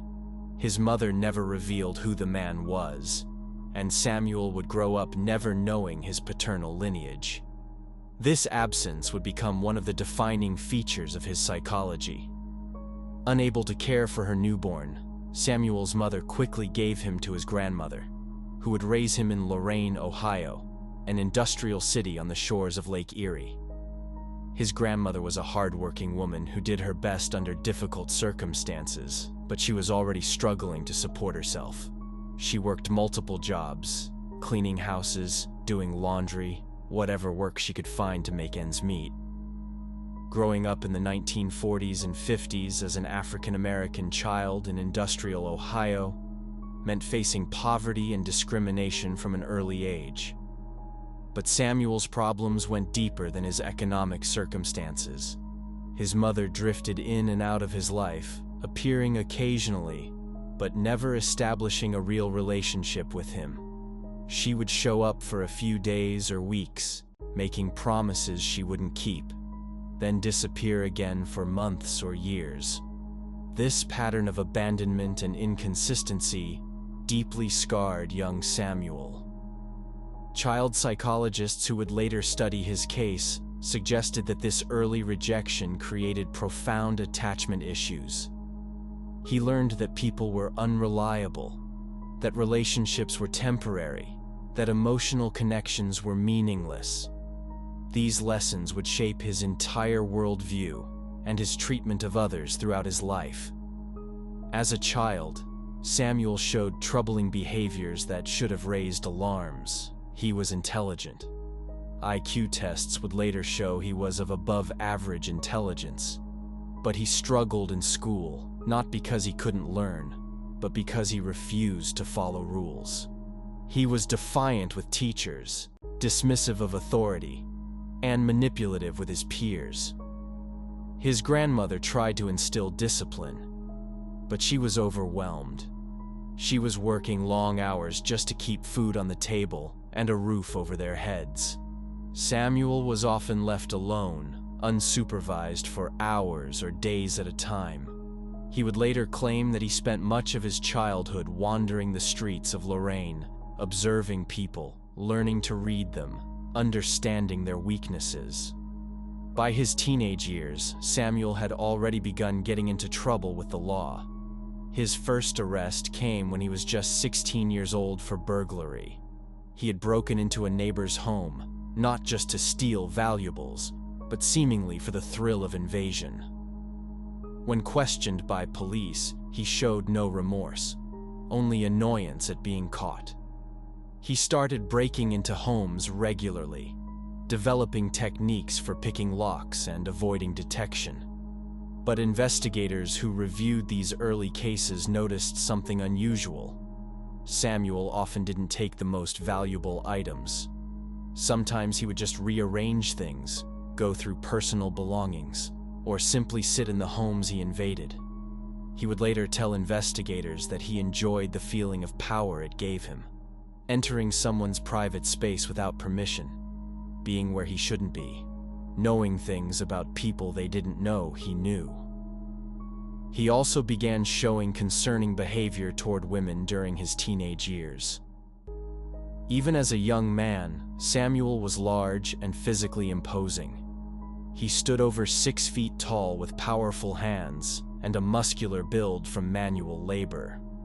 He learned early that he could use his size to intimidate others, particularly women and smaller men. Several incidents from his teenage years involved him following women, making them uncomfortable, crossing boundaries. There were also reports of violence. A former classmate would later recall that Samuel once got into a fight with another student and didn't stop hitting him even after the boy was unconscious. Teachers had to physically pull Samuel off, When asked why he kept hitting, Samuel reportedly said, "I wanted to see what would happen."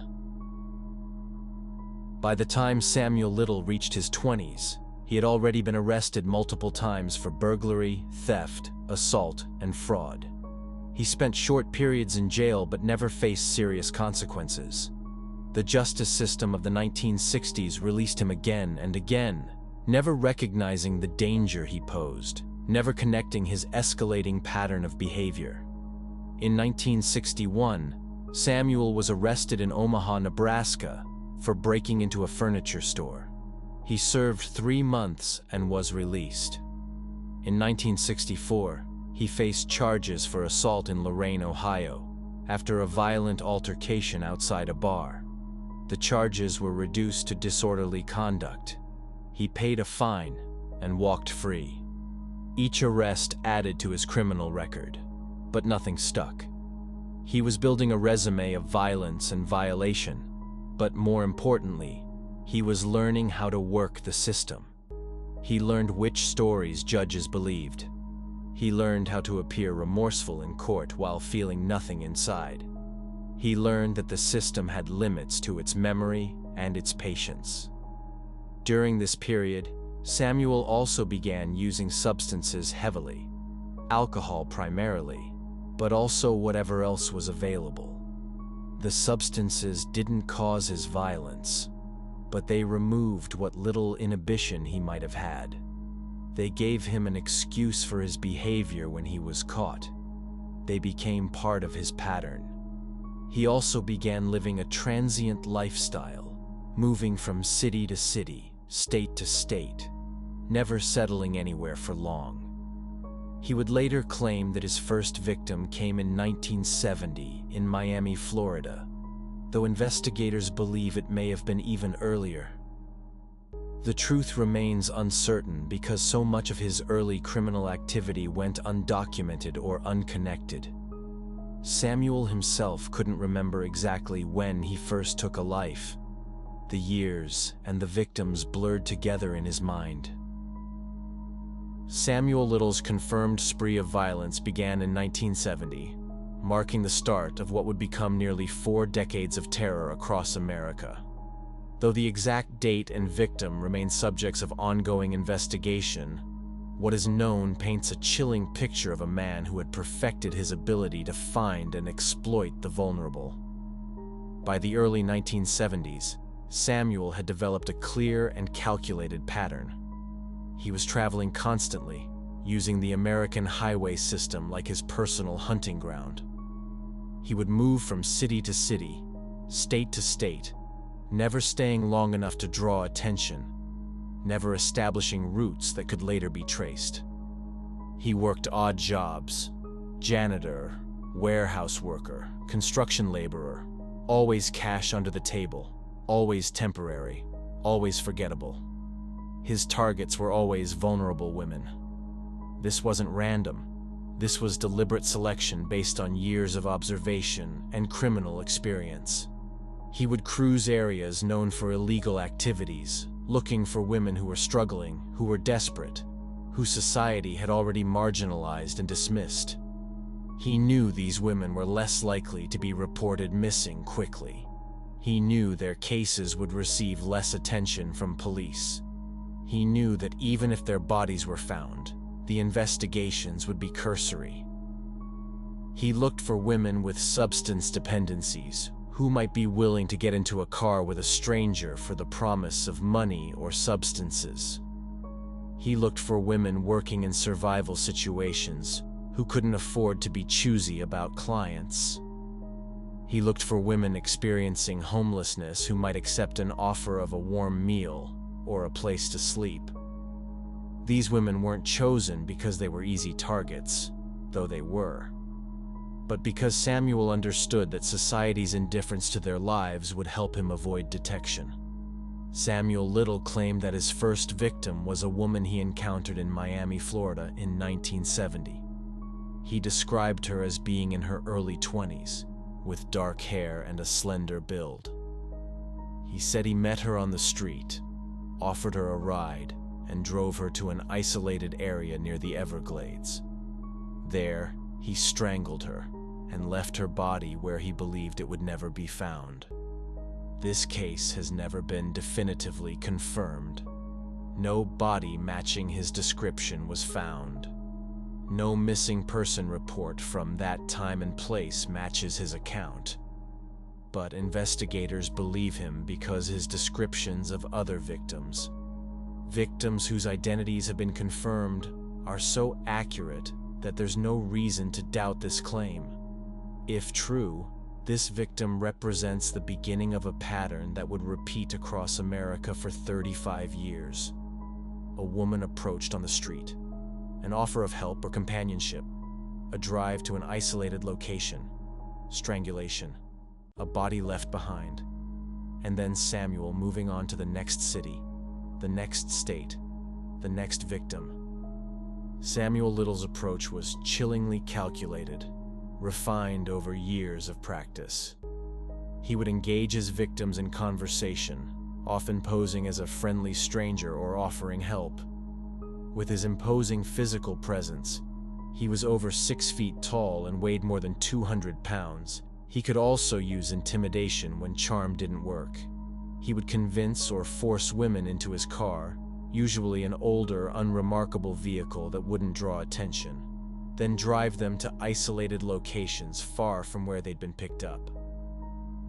His method of causing harm was manual strangulation, but he did it in a way that demonstrated both cruelty and cunning.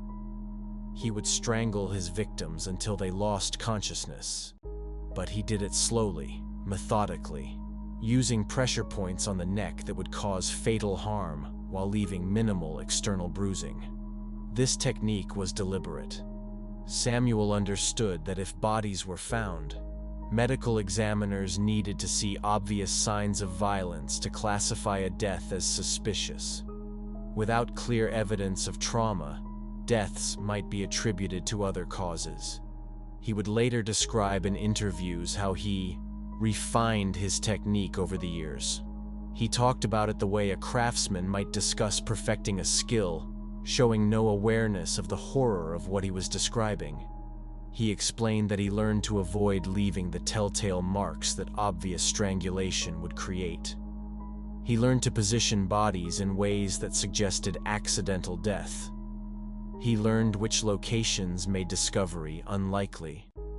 Some victims were simply left in remote areas where they wouldn't be discovered for months or years, if ever. Ravines, wooded areas, abandoned buildings, industrial zones, places where the homeless often gathered or where people wouldn't be surprised to find a body, assuming substance-related causes. Others were placed in locations where their deaths could be attributed to accidents or natural causes. A woman left near a highway might be assumed to have been hit by a car. A woman left in an area known for substance use might be assumed to have overdosed. Samuel understood that in the 1970s and 80s, communication between police departments was limited and slow. There was no national database of missing persons. There was no quick way to share information about suspicious deaths across state lines. A suspicious death in California wouldn't be connected to one in Florida unless someone specifically looked for that connection. And why would they? These seemed like isolated incidents involving marginalized women in different parts of the country years apart. Throughout the 1980s and 90s, Samuel Little was essentially a nomadic predator, crisscrossing America in a decades-long rampage that left victims in nearly every region of the country. He would spend time in Los Angeles, living in cheap motels and homeless shelters, hunting in areas like South Central and Skid Row. Then he would move to Florida, working his way through Miami, Jacksonville, and Tampa. He'd travel to Ohio, returning to familiar territory around Cleveland and Lorain, then down to Texas, through Houston and Odessa and Lubbock. He worked odd jobs under the table, as a janitor cleaning office buildings at night, in warehouses loading trucks, doing manual labor on construction sites, working in bars as a bouncer where his size was an asset. These cash-based jobs kept him off official records and gave him the freedom to move without leaving a paper trail. He had no credit cards, no bank accounts, no permanent address. He existed in the cash economy, invisible to the systems that track most Americans. Between jobs, he would collect welfare benefits under various names in different states. The lack of computer systems meant that welfare fraud across state lines was nearly impossible to detect. He might be Samuel Little in California, Sam Little in Texas, Samuel McDowell in Ohio. The bureaucracies didn't communicate with each other, and he exploited every gap. He was arrested multiple times during these decades for various offenses: theft, assault, weapons charges, fraud, soliciting. But incredibly, he never faced consequences serious enough to stop his violent pattern. He would serve a few months in county jail, maybe a year in state prison, then be released to continue his activities. The criminal justice system kept giving him chances, and he kept using those chances to harm more people. Investigators would later identify victims from this period in multiple states, creating a map of violence that spanned the entire country. A woman named Patricia Parker in Mississippi in 1982, found in a wooded area, her death initially attributed to natural causes. Another victim, Rosie Hill in Marion County, Florida, in 1982, discovered near a highway. Mary Jo Brosley in Covington, Kentucky, in 1984, whose case went cold within weeks of her disappearance. In Georgia, several cases from the 1970s and 80s would later be connected to Samuel's confessions. In Tennessee and Louisiana, similar patterns emerged. Each case was investigated separately by local police departments with limited resources and no reason to suspect a connection to cases in other states. Nobody saw the pattern because nobody was looking for one across such vast geographic distances and time spans. The victims ranged in age from teenagers to women in their 50s. They came from different backgrounds, different races, different circumstances. But they all shared one thing: vulnerability. They were all women that Samuel believed society wouldn't miss, wouldn't search for, wouldn't fight for. And for decades, he was right. There were several moments when Samuel Little could have been stopped, when alert investigators or determined prosecutors could have ended his rampage decades before it actually ended. But each time, the system failed. Each time, Samuel slipped through the cracks. And each time he walked free, more women lost their lives. In 1982, he was arrested in Pascagoula, Mississippi, and charged in connection with the case of a woman named Melinda Rose LaPree, whose body had been found in a wooded area. The evidence connecting him to the case was circumstantial, but significant. He had been seen with her shortly before her disappearance. Witnesses placed him in the area where her body was found. But the prosecution couldn't definitively prove he had caused her death, and he was released due to insufficient evidence. This was a turning point that wasn't taken. If prosecutors had pursued the case more aggressively, if they had the forensic tools available today, if they had connected this case to similar cases in other states, Samuel Little's story might have ended in 1982 with a dozen victims instead of 93. In 1984, he was arrested in San Diego County and charged with assault, false imprisonment, and attempt to harm 2 women. This case was even more clear-cut. The women survived and could testify about what Samuel had done to them. They described how he had picked them up, driven them to isolated areas, and attempted to strangle them. One had fought him off. The other had escaped when a passing car scared him away. But once again, the charges were either dropped or reduced through plea bargaining. Samuel served a short sentence for assault and was released. One of the women from these cases would later be identified as a near victim who escaped before he could cause her fatal harm. She was one of the lucky ones. But how many unlucky ones followed because the system let him go? In 1987, Los Angeles police arrested Samuel after a woman reported that he had assaulted her. She described being strangled and thought she was going to die. But the case fell apart when she was deemed an unreliable witness due to her background and lifestyle.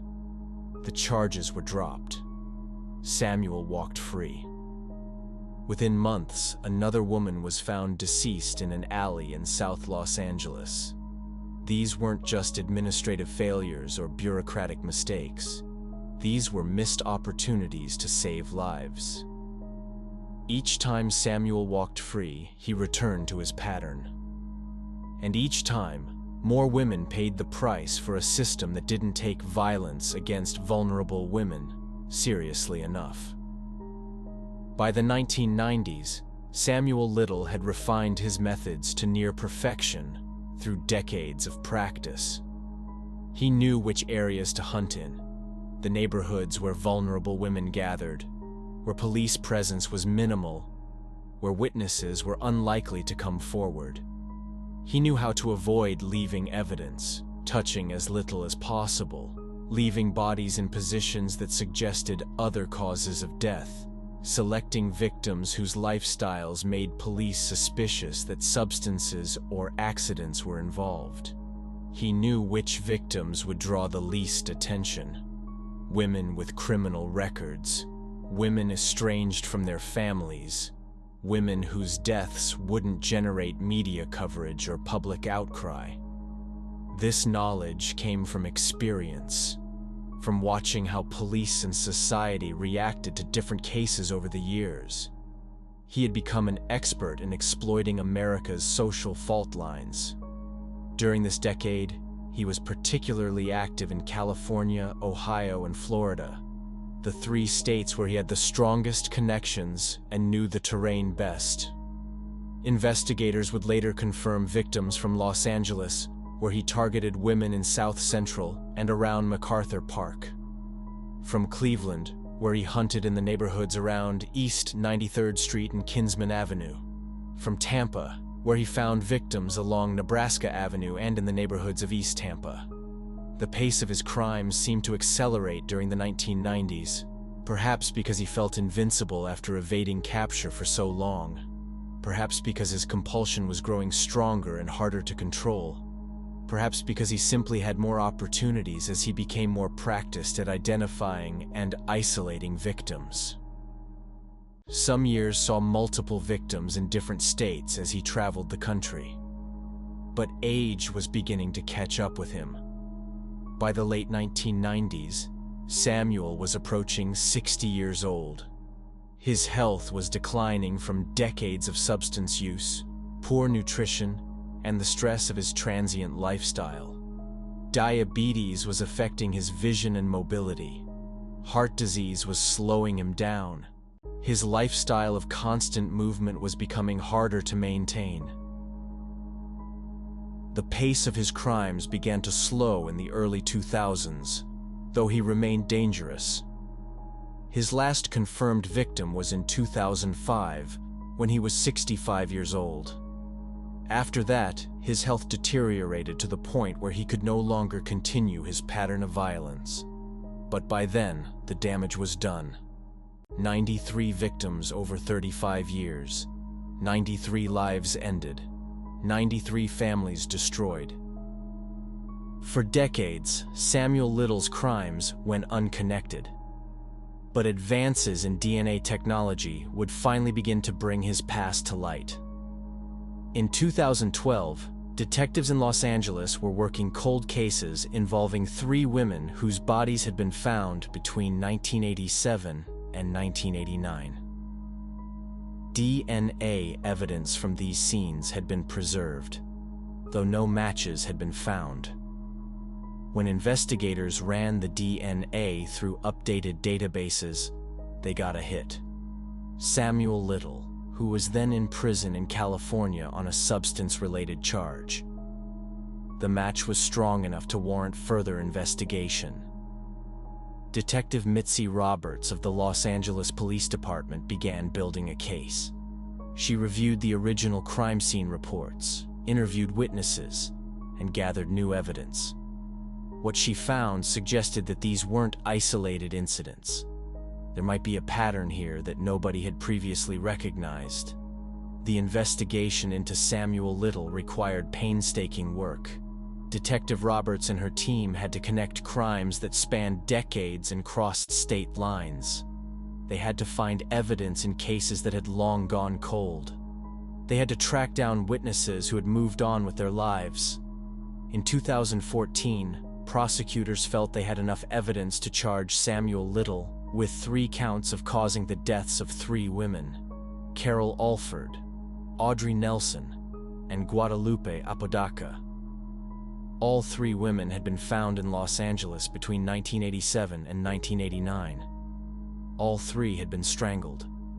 All 3 cases had gone cold until DNA technology brought them back to life. Samuel Little was arrested and charged. But at this point, investigators had no idea of the true scope of his crimes.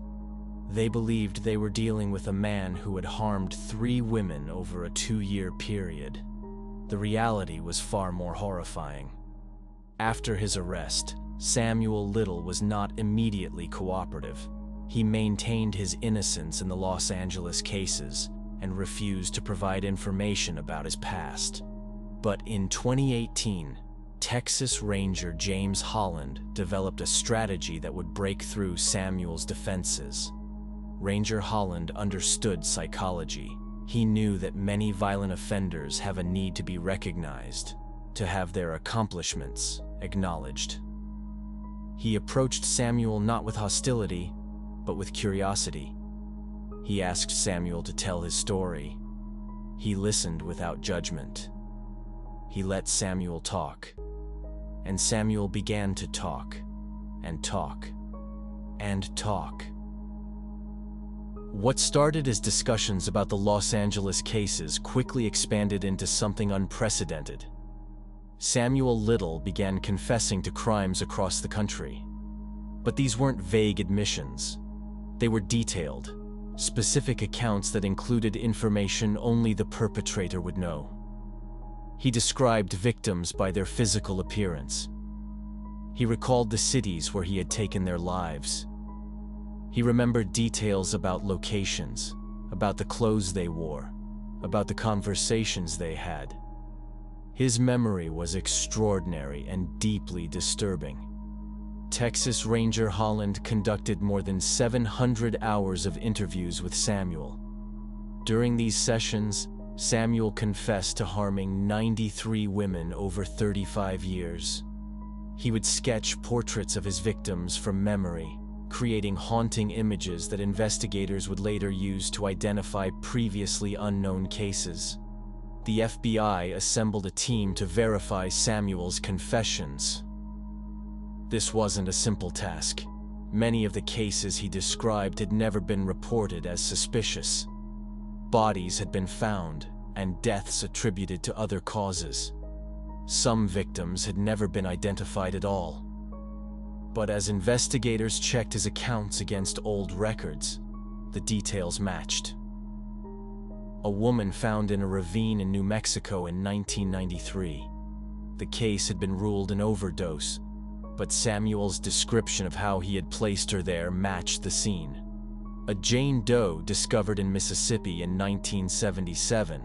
Samuel provided details about her appearance and location that aligned with the case file.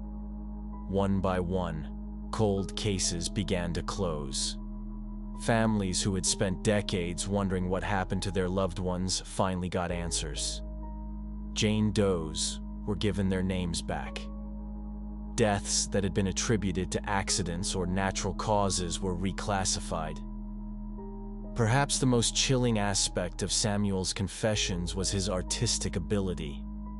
Despite his failing eyesight, he could sketch detailed portraits of his victims from memory. Some of these crimes had occurred 40 or 50 years earlier, yet he remembered their faces with remarkable clarity. The FBI released these sketches to the public, hoping to generate new leads and identify unknown victims. The response was overwhelming. Tips came in from across the country. Families recognized the drawings. More cases were solved. As of 2019, the FBI had confirmed 50 of Samuel's 93 confessions through matching evidence, witness accounts, and case files. They believe many of the remaining confessions are also truthful, but confirming cases from the 1970s and 80s is challenging when evidence has been lost and witnesses are deceased. Samuel Little's trial for the 3 Los Angeles cases began in 2014, before his extensive confessions. Prosecutors presented DNA evidence, witness testimony, and circumstantial evidence connecting him to the harm caused to Carol Alford, Audrey Nelson, and Guadalupe Apodaca.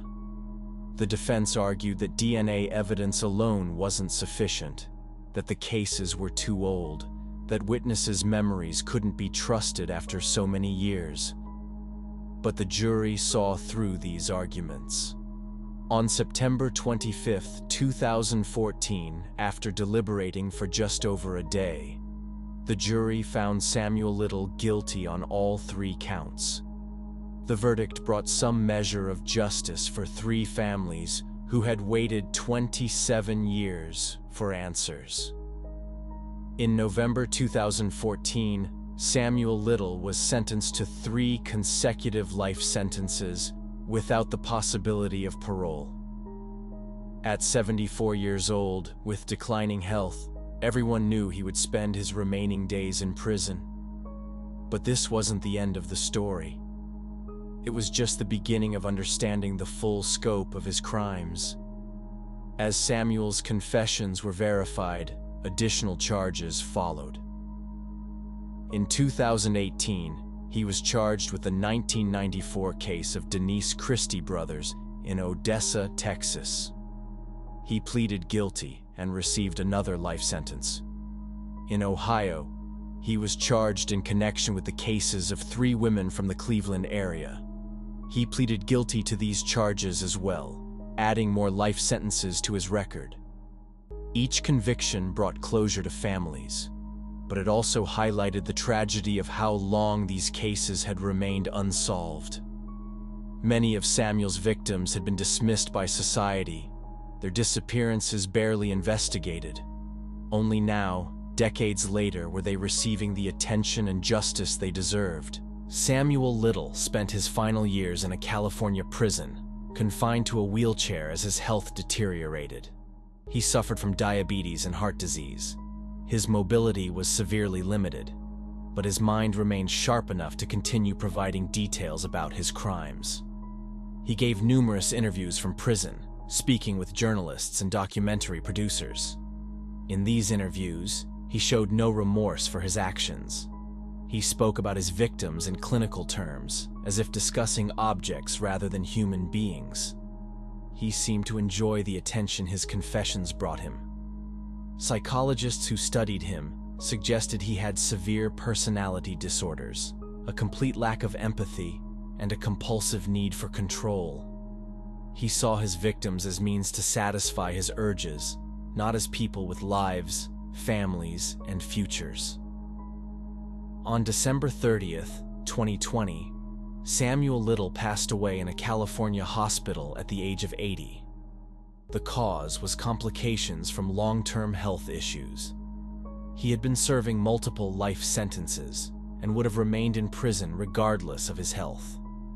His passing brought an end to one of the darkest chapters in American criminal history.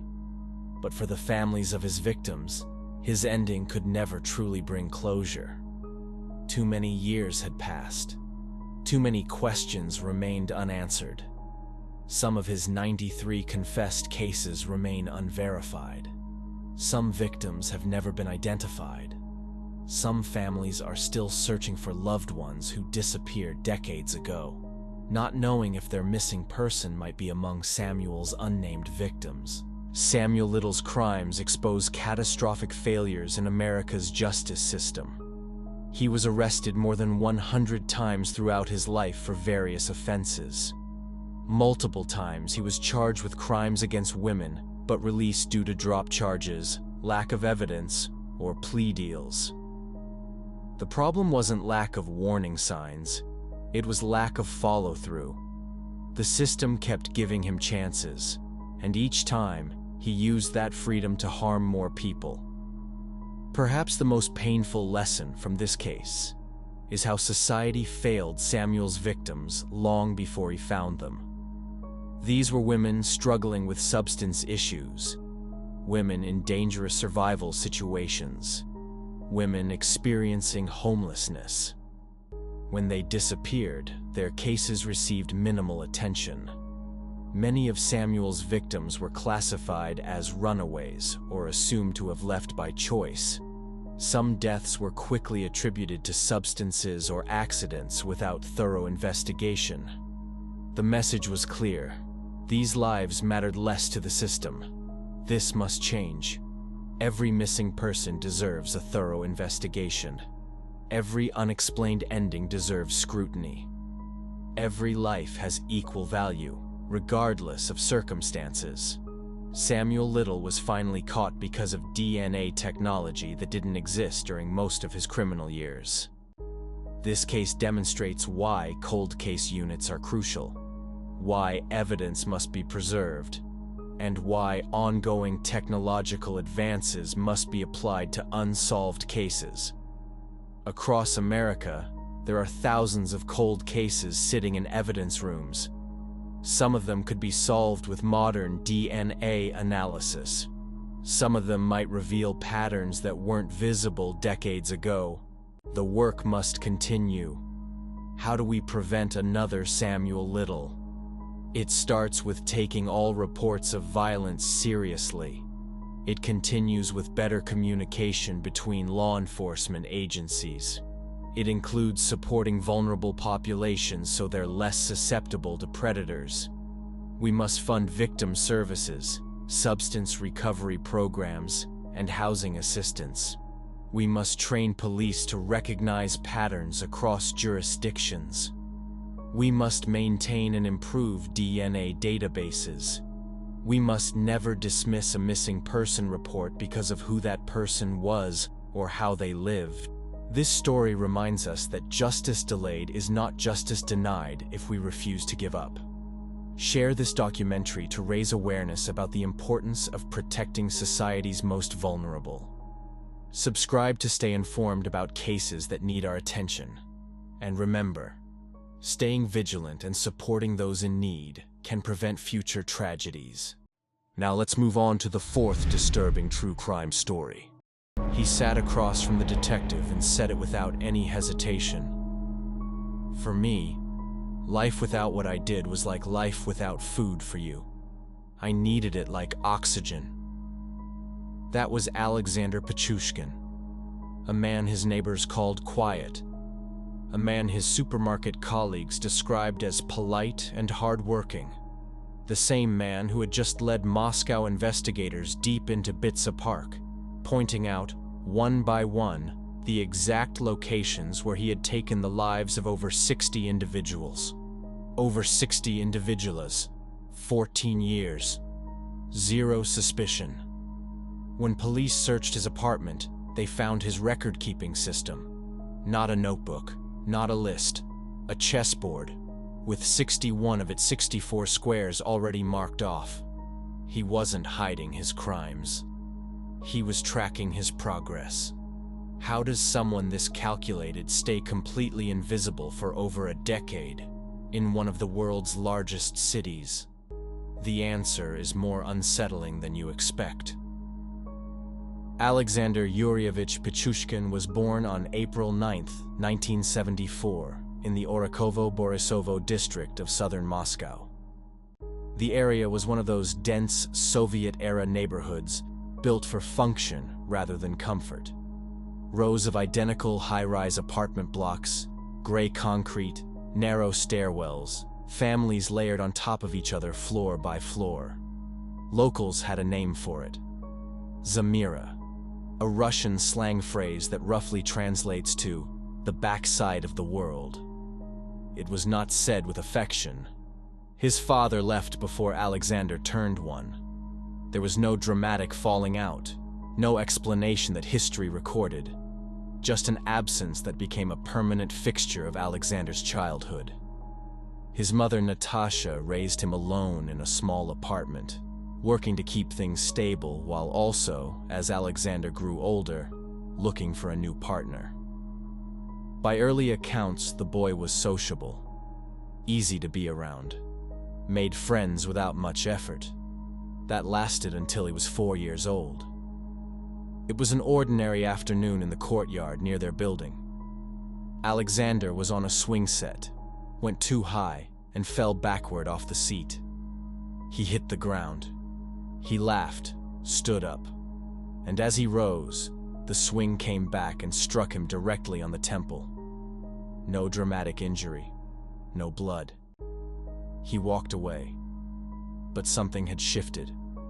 Medical experts who later reviewed his history concluded the impact almost certainly caused damage to the frontal cortex, the region of the brain governing impulse control, emotional regulation, and the capacity to assess consequences before acting. In a child of 4, the skull is significantly thinner and more vulnerable than in adults. An impact that might leave an older person with a headache can do far more structural damage to a young, developing brain. His mother noticed the change within days.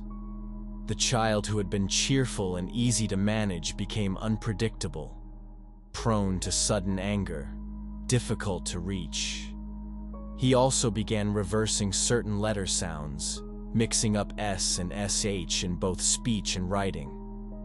In school, this made him stand out in exactly the wrong way. His classmates targeted him relentlessly. The bullying was daily and, by multiple accounts, severe. Natasha transferred him to a school designed for children with learning disabilities, hoping a more structured and supportive environment would help. It made things worse. Alexander simply exchanged one form of isolation for another. The person who actually changed Alexander's trajectory, at least temporarily, was his grandfather. He looked at Alexander and saw something different from what the school saw. He believed the boy was intelligent, that his abilities were being wasted in an environment focused entirely on limitation rather than development. He brought Alexander to live with him, re-enrolled him in mainstream schooling, and committed to providing what the boy had never had: consistent male guidance and genuine encouragement. He installed a horizontal bar in the apartment for physical training. Alexander responded immediately. Within a couple of years, the pull-ups and body weight work had given him a noticeably strong build, one that effectively ended the bullying, since most classmates decided the risk was no longer worth it. But the more significant gift was chess. The grandfather introduced the game casually. What happened next was not casual. Within days, Alexander was winning consistently. Within weeks, the grandfather took him to Bitsa Park, the vast green space just minutes from their apartment, where groups of older men played chess on benches in all seasons. It was one of Moscow's long-standing traditions: retired men, vodka, and a chessboard, regardless of weather. The men in the park were immediately taken with Alexander. They treated him as their resident young prodigy. For the first time in his life, he had a community that actively wanted him there. He had admiration. He had something he was genuinely exceptional at. He later described chess as a way of feeling absolutely in control, a sensation the rest of his life had never provided. On the board, outcomes were determined by thinking rather than circumstance. His pieces responded to him. His strategy determined the result. Nobody could bully him into a bad position. the board was entirely honest. What analysts would later note, carefully, is that chess did something else for Alexander. It introduced him to a particular emotional architecture. The idea that each piece on the board existed in relation to his strategy. That capturing a piece was not cruelty, but logic. That domination was the natural endpoint of the game. He was not the first person to play chess. He was the first person in this story to carry that framework somewhere it was never meant to go. For now, though, the park kept him anchored. The old men were there. The game was there. Something worth getting up for was waiting. Then his grandfather died. Alexander was around 14 when his grandfather began spending most of his time with a woman he had started dating. To most teenagers, a grandfather getting a girlfriend would be at most mildly amusing. To Alexander, who had built his entire emotional world around this one relationship, it felt like being left behind again. It echoed his father's departure in a way he could not articulate but clearly felt. He became resentful, bitter. He pulled back from his grandfather and grew increasingly isolated. Then, before that rift could be resolved, his grandfather died. Alexander moved back in with his mother. He enrolled in a vocational carpentry program. He began drinking, first casually, then heavily, to manage the depression that settled in after losing the one person he had genuinely connected with. He still went to the park. He still played chess. But the emotional center of his life was gone. He drifted through his late teens and early 20s. After graduating, he took a job stocking shelves at a local supermarket and kept it. To his colleagues, he was unremarkable, polite, punctual, slightly distant. To his neighbors, he was the quiet young man who cried in the stairwell once when a neighbor's pet passed away, not even his own. He loved animals. He had a cat and a dog and was devoted to both. This detail struck many people who later studied his case, because cruelty toward animals is one of the most consistent early indicators in profiles of serious offenders. Alexander had none of it. What he had instead was something quieter and harder to detect. He had begun recording himself threatening children he encountered in the park, cornering them, frightening them, then watching the footage back later. He described the sensation it gave him, the absolute power over another person's emotional state, as something he actively sought out and returned to. A rehearsal, though he would not have used that word. In 1992, the trial of Andrei Chikatilo dominated Russian media. Chikatilo, known internationally as the Rostov Ripper, had been apprehended after a 2-decade investigation and was now facing charges covering 52 offenses. The case was the most high-profile criminal proceeding in post-Soviet Russian history. Most people followed the trial with horror. Alexander followed it with something closer to recognition. He began collecting newspaper clippings about Chikatilo. He studied the coverage. He started dressing in a similar style. Where the public saw a warning about the darkest corners of human nature, Alexander saw a man who had been noticed, someone whose existence could not be ignored, whose name would not be forgotten. He was 18 years old. In confessions given years later, Alexander was specific about what the Chikatilo case triggered in him. He wanted to surpass the confirmed victim count. He wanted to be recognized as the most prolific criminal case figure in modern Russian history. He decided he would use a chessboard to track the incidents. 1 square for each life taken, 64 squares total. He had his goal. He needed a starting point. Alexander approached a teenager he knew from the park, a boy named Mikhail Odichuk, with whom he had played chess on various occasions. He told Mikhail, with apparent sincerity, that he was looking for a partner. Mikhail agreed at first, apparently reading it as dark-edged teenage bravado. When Alexander made clear he was serious, Mikhail tried to step back. He didn't know how. He kept half going along with things, hoping the whole situation would dissolve on its own. On July 27th, 1992, Alexander invited Mikhail to meet him in Bitsa Park to look for a suitable location. Deep in the woodland, near one of the park's old concrete well openings, access points to Moscow's underground sewer network. Alexander hit him from behind with a heavy object and pushed his body in. He walked home. 3 days later, police came to his door. Mikhail's remains had been found. Alexander was the last person seen with him.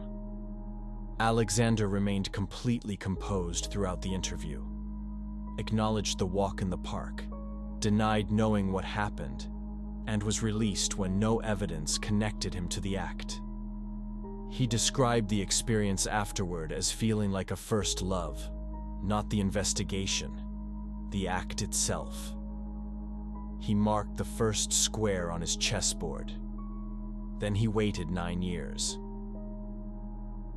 The pause between 1992 and 2001 is one of the more discussed aspects of Alexander's case. Analysts point to several possible factors. The carrying out of Chikatilo's sentence in 1994 may have served as a reminder of consequences. The police interview after Mikhail's death may have cautioned him. His own psychology may have required years of preparation before he was willing to commit fully. What ended the pause is less certain. His dog passed away in 2001, and he buried it in Bitsa Park, at a location he returned to regularly. Some investigators believe this created a ritual anchor that he then began weaponizing. On May 17, 2001, Alexander approached Yevgeny Pronin, 52, a man he had played chess with in the park for years.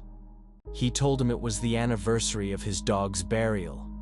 He asked if Yevgeny would walk with him into the woods to share a vodka toast at the grave. Yevgeny agreed without hesitation. This was someone he had known for a long time, in a park he felt completely at ease in. Deep in the woodland, Alexander attacked him from behind with a vodka bottle.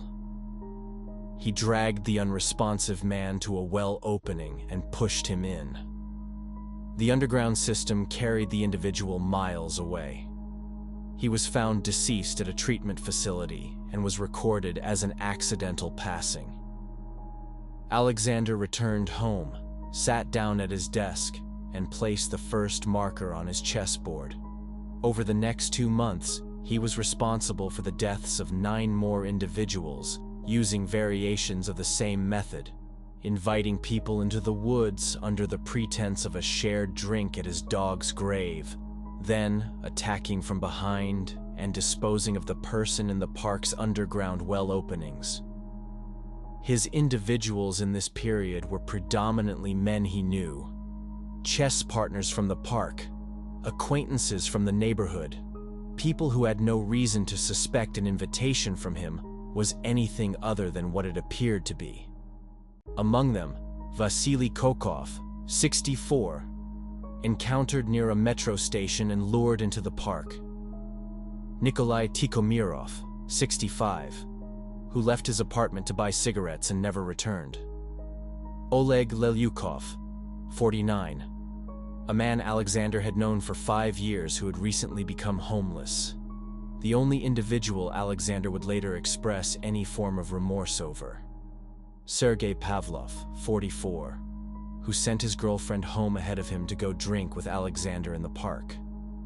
10 people in 2 months.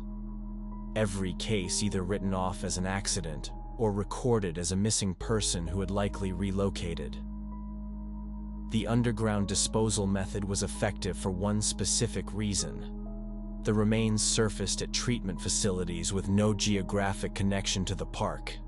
There was no scene to investigate, Understanding why this continued undetected requires understanding the individual profile and the environment. The district surrounding southern Bitsa Park had a significant population of homeless individuals, people struggling with alcohol dependency, and residents who moved frequently. People disappeared from this community regularly, and were frequently assumed to have simply left for somewhere else, or to have had an accident consistent with their circumstances. The remains appearing at treatment plants were examined. The consistent official finding, alcohol in the system, accidental passing, fit the assumption of accidental falls into unsecured openings. It was not an implausible explanation for 1 or 2 cases.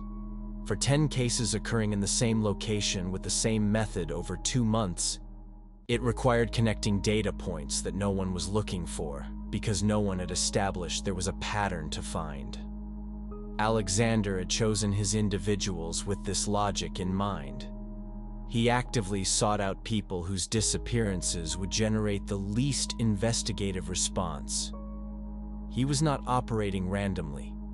He was operating strategically. In July 2001, Alexander made an error in individual selection. Andrei Kovalev, 22, was younger and more physically capable than Alexander anticipated. The opening blow was insufficient. Kovalev resisted and managed to call for help before Alexander fled. Shaken, Alexander stopped for 6 months. When he returned in early 2002, he broadened his approach. In February 2002, he targeted Maria Viricheva, a 19-year-old pregnant shop worker he had become casually acquainted with near a metro station.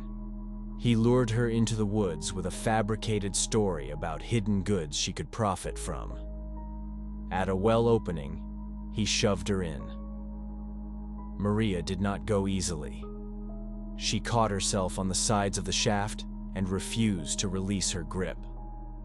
Alexander pulled her up by her hair and repeatedly assaulted her against the concrete wall until she fell. In the darkness below, in freezing water, Maria fought to survive. She shed her heaviest clothing to stay above the surface. She found a metal fixture and held on through the night. When dawn came, she spotted light through a nearby hatch, summoned everything she had left, and pushed it open. She survived. Her unborn child survived. Maria went directly to the police. She gave them Alexander's full name and a complete account of what had happened. The officer who processed her report noted that she lacked proper documentation to be residing in Moscow legally. The case was set aside. Alexander had no idea she was alive. He marked her square and continued. 3 months later, he targeted Mikhail Lobov, 13, a teenage boy he lured from a metro station with a promise of cigarettes and money. He attacked the boy from behind with a bottle and pushed him into a well. Mikhail's jacket snagged on a metal edge. He regained consciousness, pulled himself out, and ran to a police officer. The officer told him to stop making things up. A week later, Mikhail encountered Alexander on the street by chance, grabbed a nearby officer, and pointed directly at him. The officer threatened to arrest Mikhail if he didn't leave. Alexander stood and watched. Following the encounter with Mikhail, Alexander adapted again. He experimented with a concealed firing device, a small concealed firearm disguised as a writing instrument. He used it to end the lives of 3 individuals in late 2002, targeting people in isolated settings away from the wells. The device proved unreliable. It misfired on one occasion and injured Alexander himself. He discarded it. From that point forward, he committed entirely to a blunt object, efficient, silent, leaving a distinctive injury pattern. He would always attack from behind, then continue the assault until he was certain. He began leaving an object as a signature at the scene, a habit that started as a way to ensure the outcome and later became something he used deliberately as a calling card. Between 2002 and 2004, he continued at a rate of roughly one incident every few weeks, with pauses following close calls.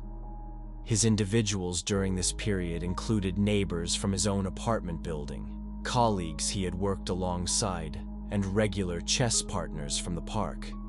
He carried out an attack on Konstantin Polikarpov, a neighbor, who also survived, found the next morning with no memory of the assault due to the severity of the head injury. He would never be able to identify Alexander. By 2003, Alexander's chessboard had more than half its squares filled. Over 30 cases. The park held its secrets, and the city moved around them without knowing. By mid-2004, Alexander faced a frustration that had nothing to do with detection. Nobody knew he existed. He had spent years building toward Chikatilo's record. His count was approaching and then passing the numbers that had made Chikatilo famous. But the method he was using, underground disposal, marginalized individuals, no visible pattern, meant that no investigation had been opened, no media coverage had connected the disappearances, and no one in Moscow had any idea that a person responsible for dozens of cases was walking among them. He wanted the recognition. Without it, the entire effort felt, to him, incomplete. In June 2005, he was responsible for the passing of his 36th individual, Andrei Markov, 40, a longtime chess companion. This was the last time he disposed of remains underground. From that point forward, he left them where they could be found, and he added his signature, an object left at the scene, forced into the injury at the back of each individual's head, a marker that said clearly, this was deliberate. Someone did this. On October 15th, 2005, officers patrolling Bitsa Park found an individual face down in the undergrowth. Severe cranial injury. An object placed at the injury site. There was no ambiguity. This was not an accident. Over the following weeks, more remains appeared. By the end of December 2005, 7 had been found. Each individual showed the same injury profile. Each had been attacked from behind with a heavy object. Each had a foreign object left at the scene. None had been robbed. None appeared to have any connection to each other. Moscow's media began covering the case with increasing urgency. Reporters coined the phrase that would define the investigation: the Bitsa Park suspect. The city went into quiet alarm. The park, one of Moscow's points of civic pride, emptied out. Shops nearby reported sharp drops in customers. Parents kept children away from the trails. Moscow's Specialist Investigative Unit took over the case. Senior Detective Andrei Suprunenko was assigned as lead. He brought in Professor Vladimir Voronov, a forensic analyst with decades of experience in serious criminal acts, to examine the scenes and individual profiles. The findings offered very little to work with. No fingerprints, no DNA, no witnesses. The remote sections of the park where the remains were found had no surveillance coverage. The only consistent elements were the injury pattern indicating a blunt object as the primary instrument and the signature left at the scene. 200 officers were deployed to the park, uniformed, plainclothes, aerial surveillance. Every regular visitor was documented. Sketches of possible suspects were assembled from witness descriptions. In February 2006, a man was arrested carrying a heavy object in the park. He said he carried it for protection. His alibis for the relevant dates checked out within 24 hours, and he was released after a week of verification. The arrest had made the front pages of Moscow newspapers as a potential breakthrough. Alexander read those headlines. When Alexander saw that another person was receiving attention for what he had done, that the coverage was treating someone else as the Bitsa Park assailant, the response was not relief. It was fury. He had spent years working toward recognition. The entire point of leaving remains in the open had been to announce himself. And now, someone else was being credited. Within days of the false arrest being publicized, he was responsible for the passing of 2 more individuals.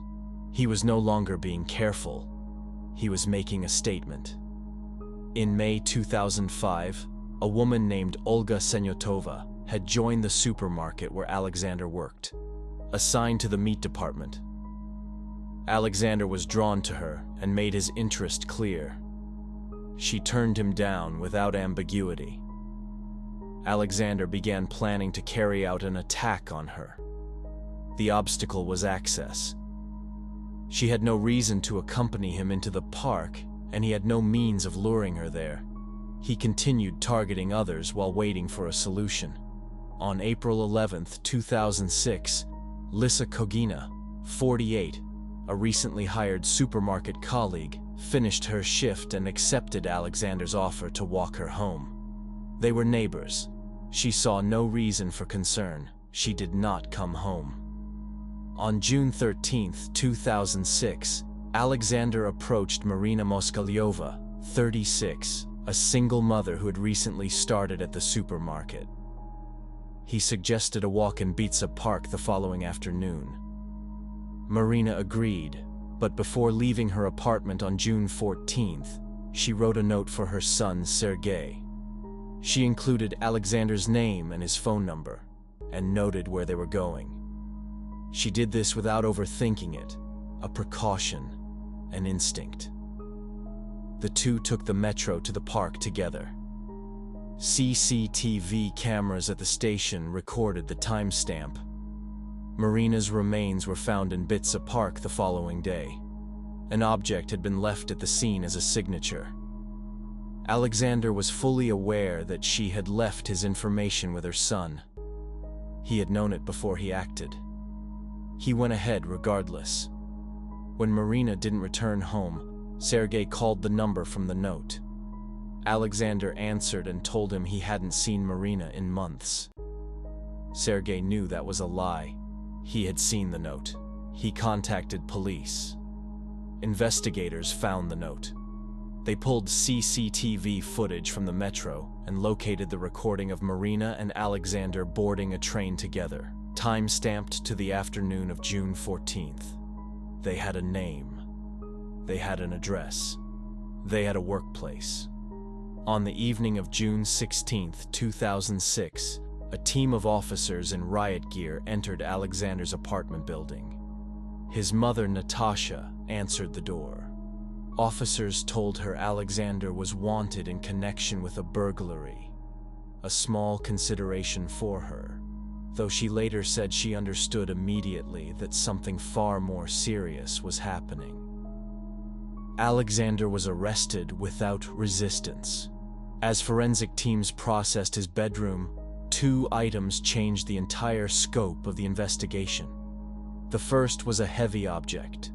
Fragments from it would later be matched to material recovered from the head injury of one of his individuals.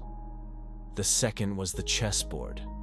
61 squares marked. A diary beside it with dates corresponding to each mark. In custody, Alexander said nothing at first. Detective Supranenko made a calculated decision. He told Alexander that he admired what he had done. He treated him as someone significant, someone whose story deserved to be heard properly. Alexander opened up almost immediately. He confirmed the 13 Bitsa Park assailant cases investigators already attributed to him. Then he kept going. He described cases going back to 1992. He named individuals, locations, dates, and methods in specific, verifiable detail.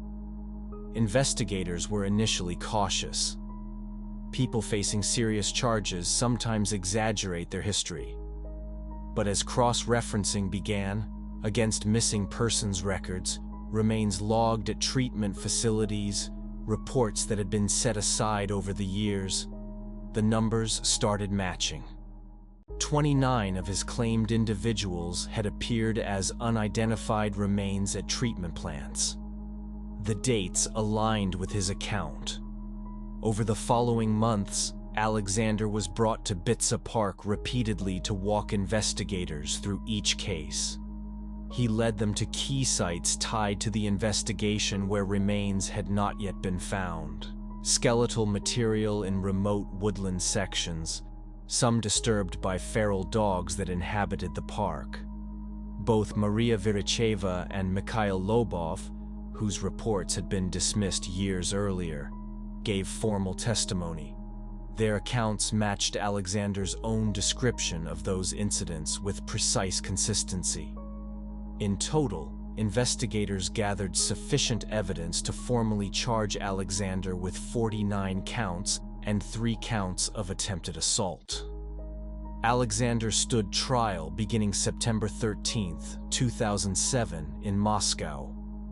He was held inside a glass security enclosure throughout the proceedings, standard practice in Russia for high-profile cases, designed to protect the accused from relatives of individuals in the gallery.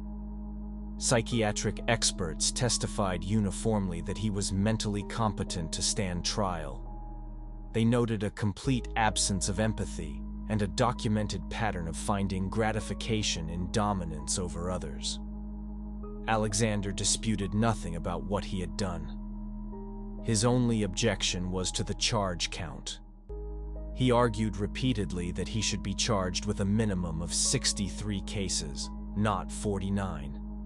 He felt the lower number was inaccurate and, in his view, unfair to his actual record. He addressed the courtroom directly at one point.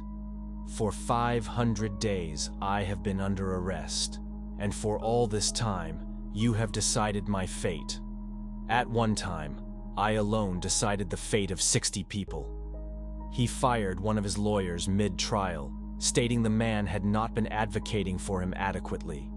He expressed remorse for precisely one individual, Oleg Lelyakov, the longtime chess companion who had recently become homeless. Every other case was discussed without visible emotional response.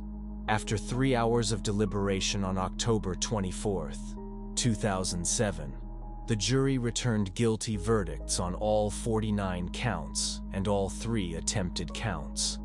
The judge sentenced him to a life sentence, with the first 15 years in isolation housing. When asked if he understood the sentence, Alexander replied, "I'm not deaf."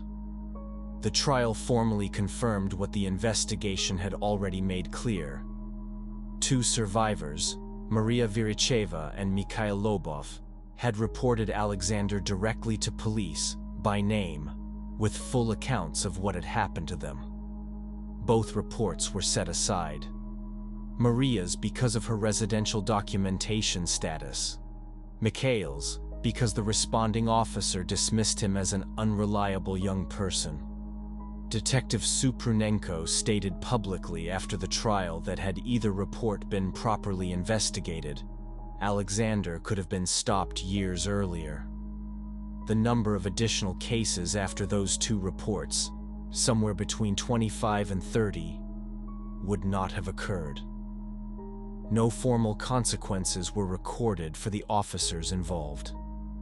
The courtroom on sentencing day was filled with relatives of those affected. Many felt that a life sentence was not an adequate response to the scale of what had happened. The mother of one individual stated publicly that the case warranted an exceptional ruling and the application of the maximum penalty. Russia had suspended state sentences of this kind in 1996 as a condition of joining the Council of Europe. The moratorium was not law, but practice. Alexander's case reignited significant public debate about whether it should remain in effect.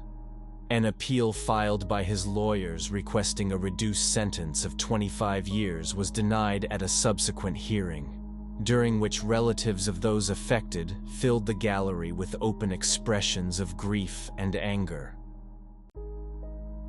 Alexander's mother gave one recorded interview after the proceedings concluded. She said, "I know now that I raised my son very poorly. I can't say what I did wrong. I just tried to raise him like a normal mother. I think I didn't know my son very well." She had shared an apartment with him throughout the years he was active. She had watched him leave for the park every day, assumed he was playing chess with the old men he had known since childhood, and had no knowledge of what was happening in that park. Alexander was transferred to Polyarnaya Sova, the Polar Owl, a maximum security penal colony in northern Siberia, on the Yamal Peninsula above the Arctic Circle.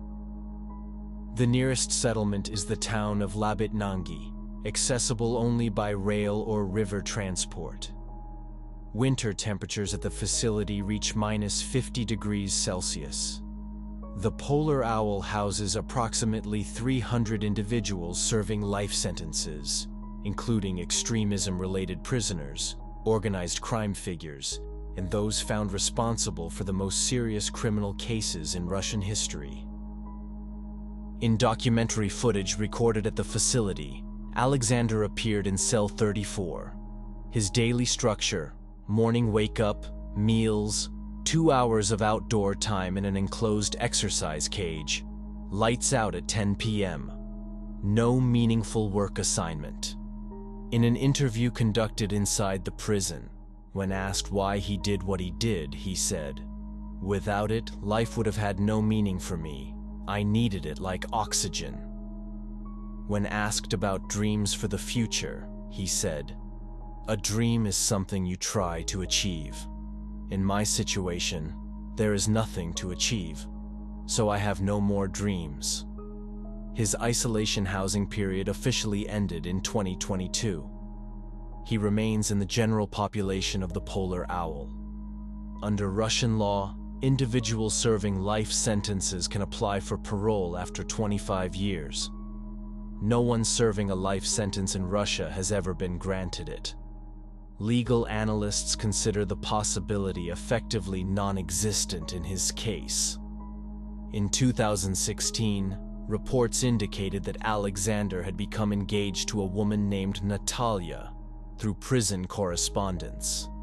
She had reportedly stated she was proud of him and intended to marry him, despite having never met him in person. She had a tattoo of his face on her arm. Alexander Pichushkin stands officially convicted of 49 cases. Chikatilo was convicted of 52. On paper, Alexander did not reach his stated goal. Investigators, including Supranenko, have consistently stated their conclusion that the actual number reached 61, based on the confessions, the matched records, the remains recovered, and the accounts from survivors. The 3 squares left unmarked on his chessboard represent cases that could not be formally confirmed. He did not finish the board. He will pass away in a cell in the Siberian Arctic. The park where he spent decades, first as a child learning chess, then as an adult exploiting the trust of people who knew him, continues to exist. Families walk through it. Men still play chess on the benches in all seasons. The wells through which dozens of individuals disappeared have been secured. The individuals Alexander Pichushkin targeted were the ones society was already looking past: the elderly, the isolated, those without documentation or stable homes. And that invisibility was not accidental. It was a strategy.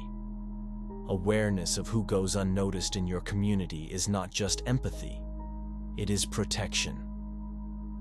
If this documentary gave you something to think about, share it.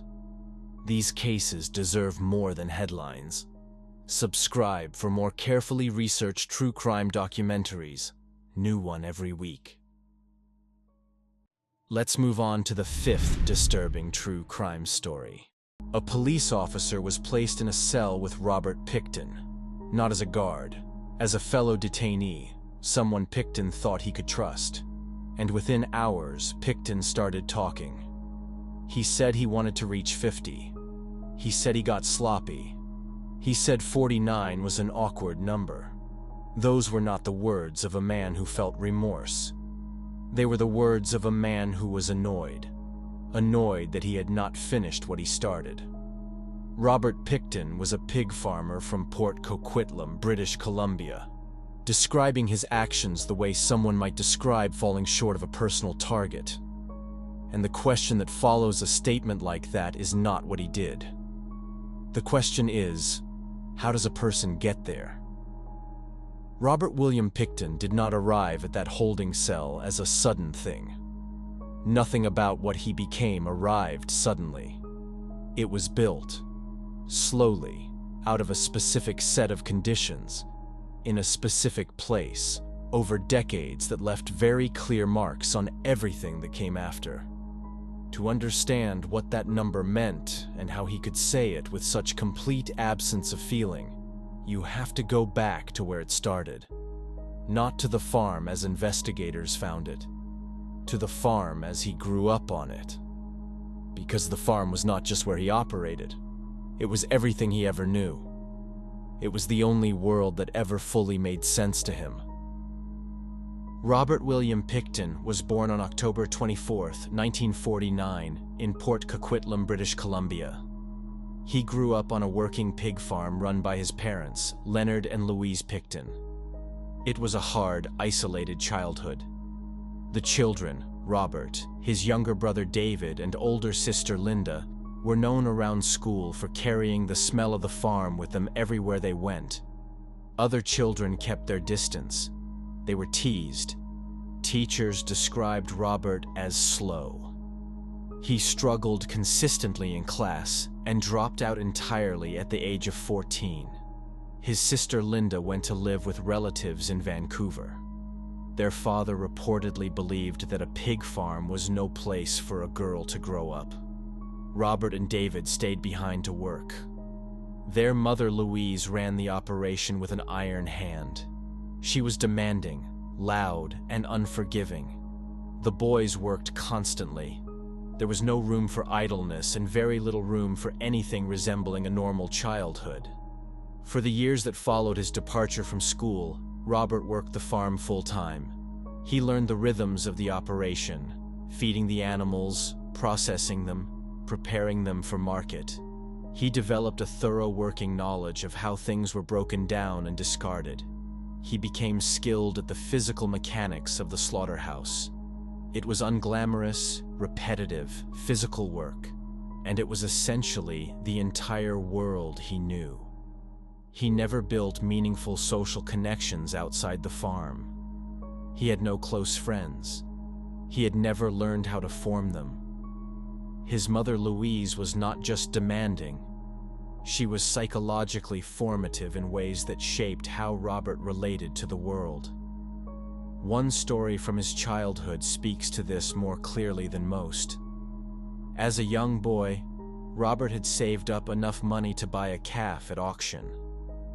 He brought the animal home and became genuinely, visibly attached to it. He fed it every day.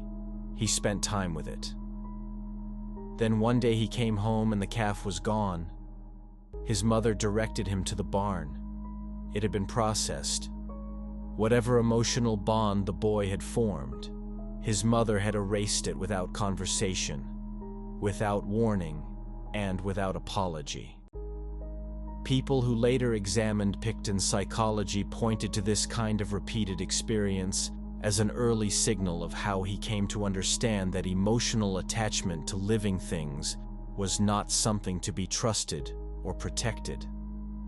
In 1967, a more serious and revealing incident took place. David Pickton, then 16 and newly licensed to drive, took the family truck out on his own and accidentally struck a young boy on a road near the farm. David rushed home and told his mother. Louise Pickton, according to accounts Robert later shared with people he knew, handled the situation personally. Evidence compiled years later suggested that she found the injured boy on the road, still alive, and that he subsequently lost his life in a nearby roadside ditch. The death was ruled accidental. No charges were laid against any member of the family. No prosecution followed. What was absorbed by the household from that episode was direct and lasting. If you could find a way to make a problem disappear, you did. And there would be no consequences for those who managed it carefully. After his parents passed away in the late 1970s, the farm and property were divided among the three siblings. David and Linda had no interest in the day-to-day work of running the operation. Robert stayed. He moved into a trailer at the back of the property and, for the first time, had the farm largely to himself. No oversight, no structure from above, just the land, the animals, and his own private routines. Then, in the mid-1990s, the family sold a substantial section of their land for residential development. The transaction generated close to $2 million. For the first time in his life, Robert Pickton had real significant money. And with money came something he had never really experienced before: attention from other people. People wanted to be around him. They wanted things from him. They were willing to be friendly to get them. He and David registered a company called Piggy's Palace Good Times Society and began organizing large-scale events at the farm property. The parties became a fixture in a certain world. Events that sometimes drew well over 1,000 people. Motorcycles, drinking, music, rowdy, unregulated gatherings in a setting that was already isolated from the city. The events attracted a crowd that asked few questions and expected few answers. Pickton positioned himself as the host, the one making it all happen. The one with the resources to fund the evening and the property large enough to hold it. Women from low track were among those who attended. Pickton was well known in the downtown East Side for offering cash, food, and illicit substances to women he encountered there. Some described him in those years as approachable, someone who did not seem to judge and who had money to give. A woman who needed resources and had few other places to turn might see him as a straightforward transaction. He drove regularly between the farm and the city. He was a recognizable presence in that neighborhood. He knew many of the women by name. What those women could not see was what the farm had quietly become behind its walls and under the cover of those late-night gatherings. The first clear, documented warning that Robert Pickton posed a direct and serious threat to women came in March 1997. A woman named Wendy Eistetter agreed to go with Pickton to his farm. During the encounter, Pickton attempted to detain her. She resisted with everything she had. She managed to get hold of a sharp object in the space and used it to injure him before breaking free. She fled the property, seriously hurt, barely clothed, running toward the main road in desperation. An elderly couple driving past found her and took her directly to hospital. Pickton, also requiring medical attention from injuries she had inflicted, drove himself to the same facility shortly after. Police charged Pickton in connection with a violent assault, but Wendy Eistetter was too frightened to appear in court when the time came. The charges were withdrawn before trial.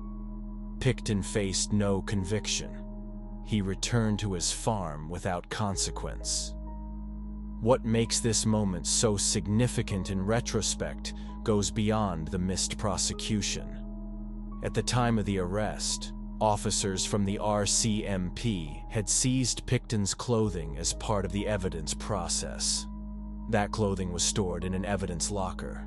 Years later, investigators would determine that the clothing contained biological material directly linking Pickton to some of the women who had gone missing from Vancouver's streets. Had that clothing been tested at the time, a standard forensic step, the entire trajectory of this case could have changed. The investigation could have moved to the Pickton property years before it did. But the clothing sat in storage, untested. The assault charge was dropped. And one of the most significant forensic opportunities in the history of Canadian law enforcement was quietly missed. 2 months after the assault charge was dismissed, in August 1997, a 24-year-old woman named Marnie Frey was seen in the downtown East Side. She was last seen in Pickton's company. She was never seen again. Investigators later concluded that Marnie Frey was likely among the first women whose lives he deliberately ended on the property. What followed was not a pattern that accelerated slowly. It accelerated quickly. Then another woman. Then another. Then several more within a short span of time. In 1999, a woman named Lynn Ellingson had been staying on the Pickton farm for several months. One night, after falling asleep in Pickton's trailer, she woke to see a light coming from the direction of the farm's slaughterhouse. Something about it made her go outside to look. What she saw inside that structure sent her running from the property without stopping. She recognized what she was looking at. She recognized a face and details she would later describe in a courtroom with precision. Painted toenails, the positioning of the form. She left the farm and never returned. She also never went to the police. Whether from fear, from uncertainty about whether anyone would believe her, or from some other reason, she stayed silent. It would be years before anyone in an official capacity heard what she had witnessed that night. Also in 1999, a separate witness came forward to investigators voluntarily, describing in specific terms having personally witnessed Pickton engaging in something deeply disturbing inside the farm's slaughterhouse. Something that made unmistakably clear what was happening to women on that property. This was precisely the kind of first-person account that should have triggered an urgent, properly resourced follow-up investigation. What happened instead was later described by the public inquiry as a profound and inexcusable failure of process. The witness was interviewed for approximately 12 minutes. The questions asked were leading rather than open and investigative. No follow-up sessions were scheduled. The witness was not offered protection. The lead was, for all practical purposes, abandoned. Then came something that Detective Laura Mena later described as among the most staggering individual failures she encountered across the entire investigation. An officer from an unsolved cases unit visited the Pickton farm and spoke directly with Pickton. In the course of that conversation, the officer disclosed to Pickton the name of the confidential informant who had been providing information about him to investigators. An active police officer named a protected witness to the very suspect that witness had been helping to build a case against.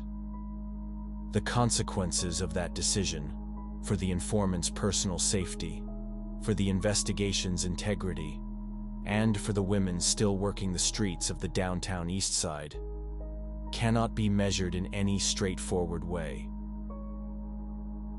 On February 5, 2002, officers arrived at the Pickton property in Port Coquitlam carrying a search warrant.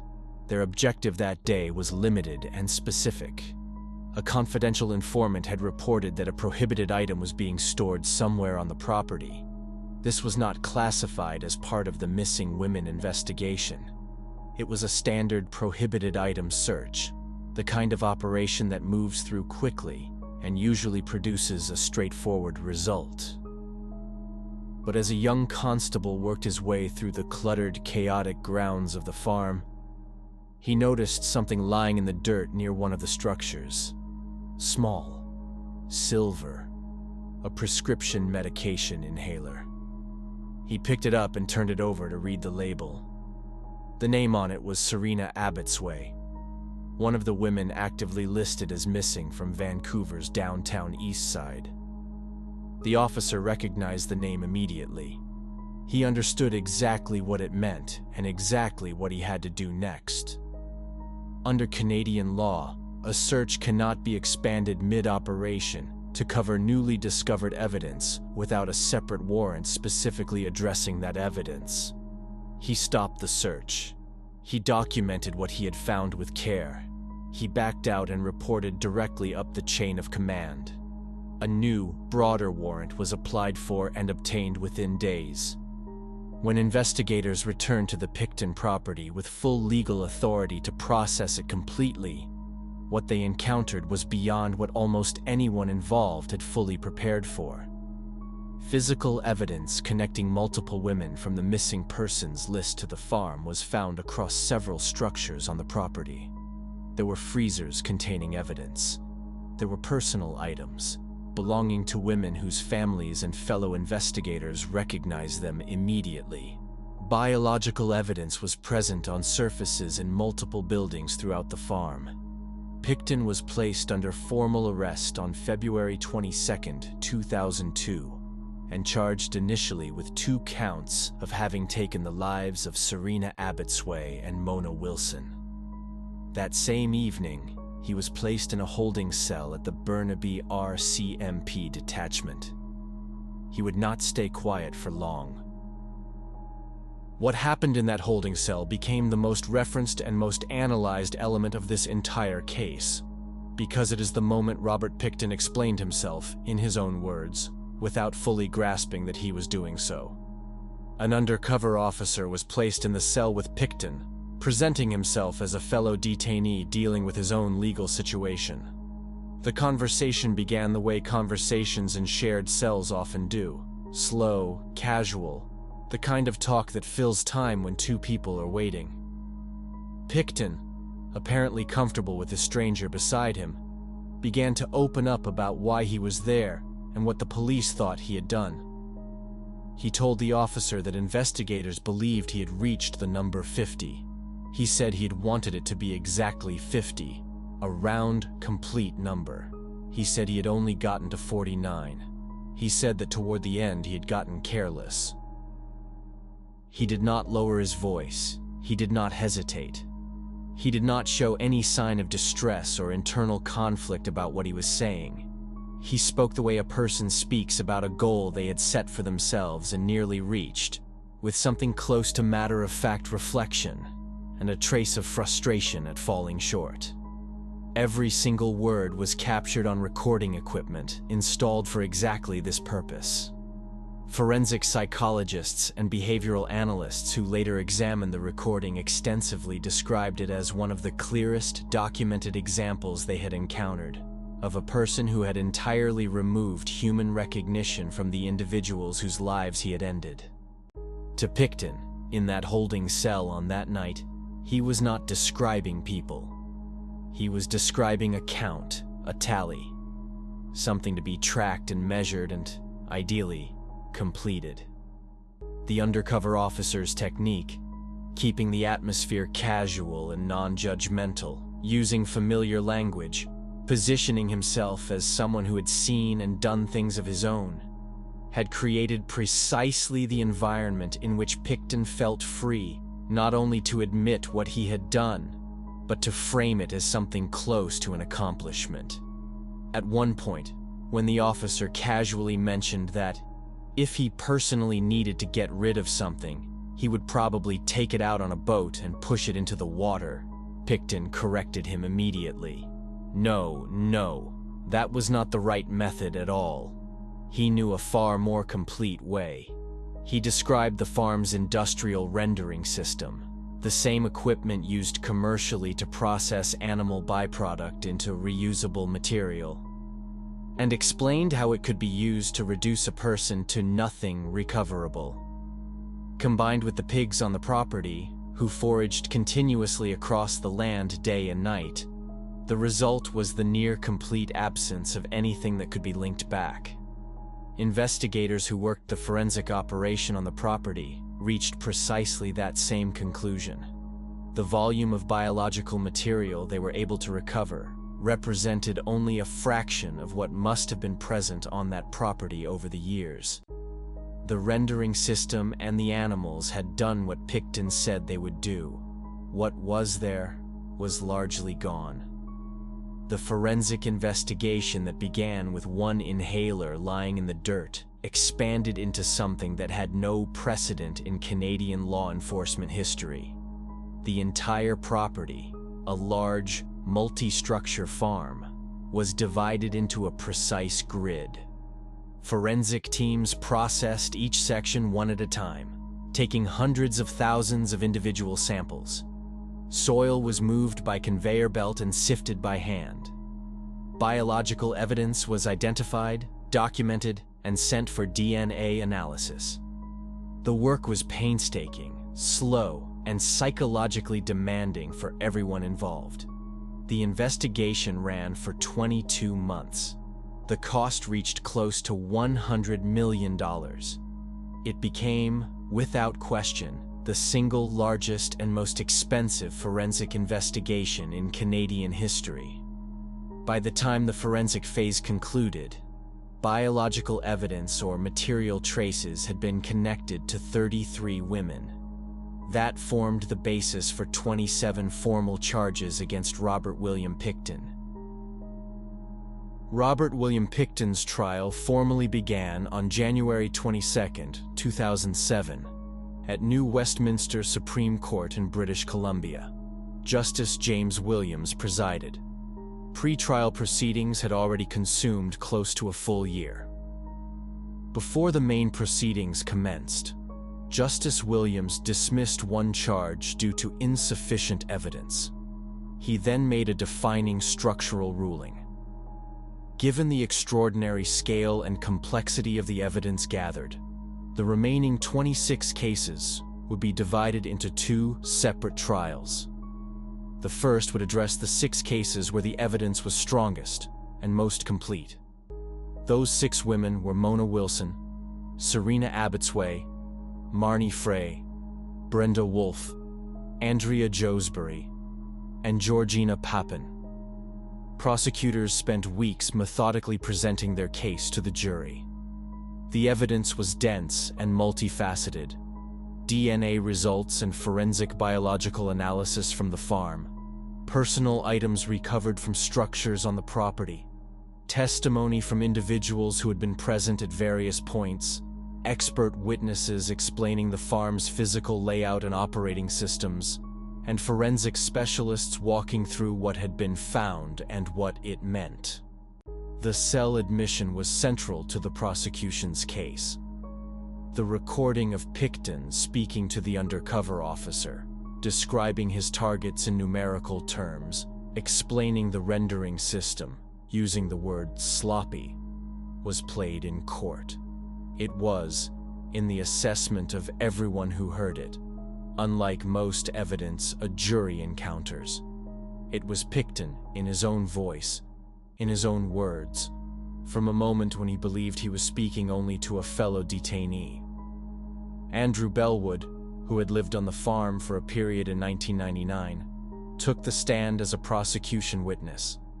He testified in specific and detailed terms that he had personally witnessed Pickton in the trailer, physically acting out scenarios involving the holding down and harming of women, simulating with his own hands what he described doing to them.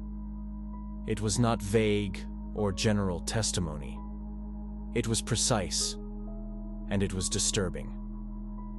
Pickton's defense team worked to undermine Bellwood at every turn, pointing to his criminal history and past addiction challenges as reasons for the jury to question whether his account was reliable. But the level of detail in his testimony made it difficult to fully dismiss. Lynn Ellingson took the stand as well. She described the night she saw the light from the slaughterhouse. She described going to look. She described what she saw inside.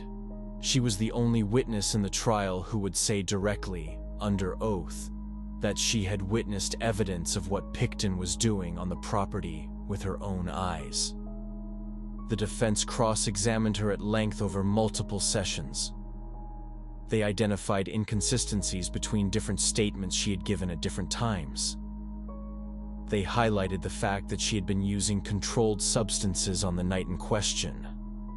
The defense argued that her account was colored by memory, distorted by substance use, and shaped over years of retelling. It was one of the most bitterly contested portions of the trial. The defense's overarching argument was that Pickton, a man they portrayed consistently as having limited intellectual capacity and a passive follower personality, was not someone who could have planned and independently carried out everything the prosecution was attributing to him.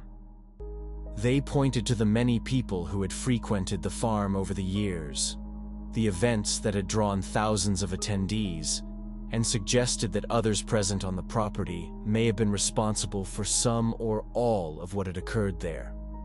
The prosecution held firm. The forensic evidence, the cell recording, the witness testimony, and the documented pattern of disappearances all pointed to one person making deliberate choices. After weeks of evidence and argument, final submissions concluded, and the jury retired to deliberate. They deliberated for 14 days. On December 8, 2007, the verdict was returned to the court. Not guilty on all 6 counts of first-degree taking of life. Guilty on all 6 counts of second-degree taking of life. The legal distinction between first-degree and second-degree hinges on premeditation and planning. The jury concluded they could not unanimously agree that each individual act had been deliberately planned in advance. For families who had spent years, some of them over a decade, waiting for that day in court, the verdict landed with all the weight of another loss. Some broke down, some cried out, some sat in absolute silence. The grief in that courtroom was real and visible and entirely understandable. Justice Williams imposed the maximum sentence available under Canadian law for second degree, 25 years in custody with no eligibility for parole. The second trial, intended to address the remaining 20 cases, was never held. Crown prosecutors concluded that since Pickton had already received the maximum sentence possible under law, conducting additional proceedings would produce no different outcome for him personally. For the families of those 20 women, that decision meant no courtroom, no testimony heard in their names, no formal verdict, no official acknowledgement from the justice system that their cases had been fully examined.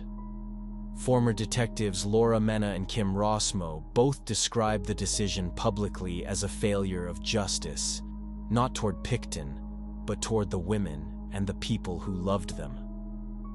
The conviction of Robert Pickton closed one chapter of this case, but what it forced open was a much wider and more uncomfortable reckoning, one that British Columbia and all of Canada could not set aside. How had this continued for so long? How had a man responsible for ending the lives of dozens of women been able to operate on the outskirts of a major Canadian city for years, while warning signs accumulated and went unaddressed? The forensic investigation connected Pickton to 33 women. The 6 whose cases reached a formal verdict were Mona Wilson, Serena Abbotsway, Marnie Frey, Brenda Wolfe, Andrea Josbury, and Georgina Papin. 27 had been formally charged. Dozens more remained on a list that a courtroom never fully addressed. Pickton had told the undercover officer the number was 49. Investigators who worked the property over 22 months believed the true number may have been higher still. In 2004, Health Canada issued a public advisory noting that the nature of the farm's commercial operations meant the possibility of cross-contamination between what had been processed on the property and pork products the farm had produced could not be fully ruled out. The advisory used careful, measured language. What it was describing, that human biological material may have entered the food supply through the farm's commercial pork production, was not measured at all. In 2010, the British Columbia government announced a formal public inquiry into how law enforcement had handled the missing women case across all the years it had remained unresolved. Retired Justice Wally Oppel was appointed to lead it. The inquiry gathered evidence and testimony for nearly 2 years and issued its final report in 2012. It was extensive, it was specific, and it was deeply critical of virtually every institution that had played a role in the investigation. The report found that both the Vancouver Police Department and the RCMP had failed the missing women through a sequence of compounding institutional failures.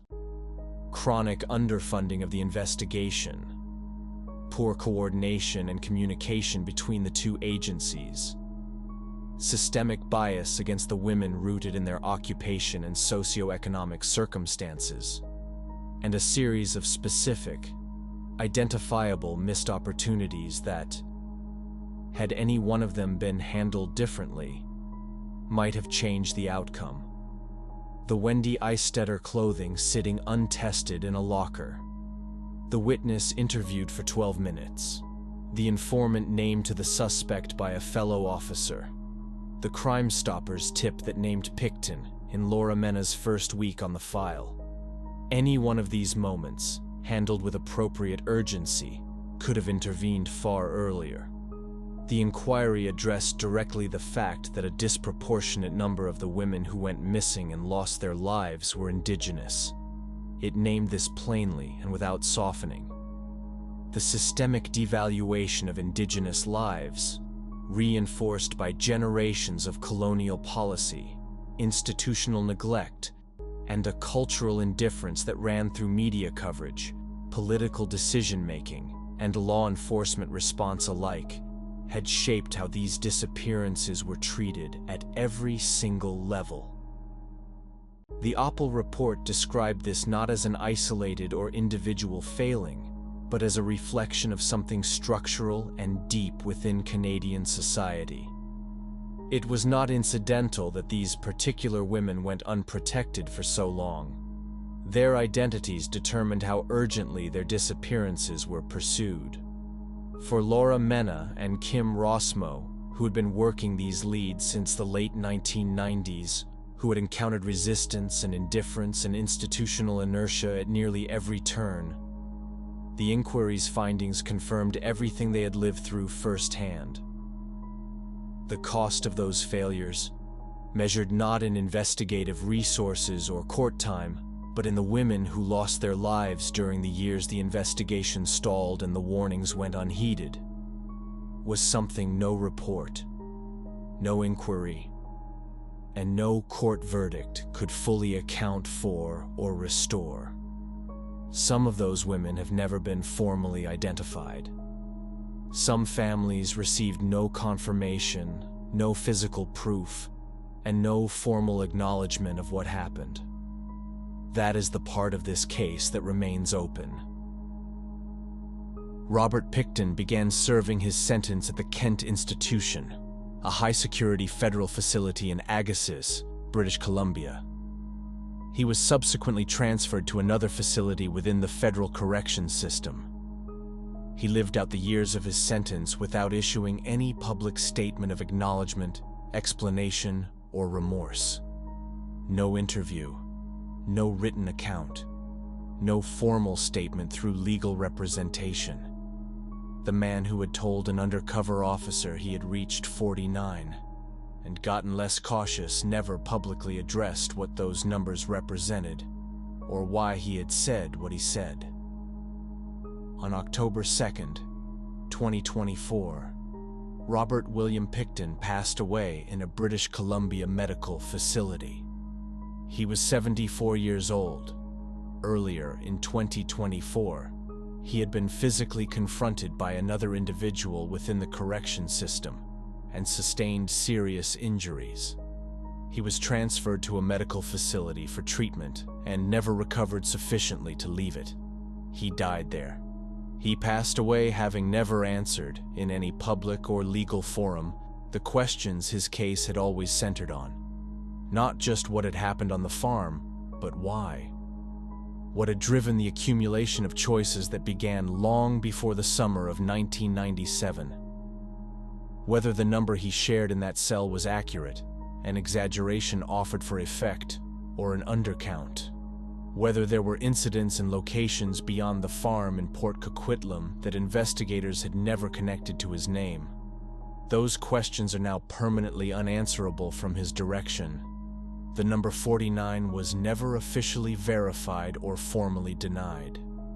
DNA and biological evidence recovered from the property over the 22-month forensic investigation allowed investigators to make confirmed identifications for 33 women.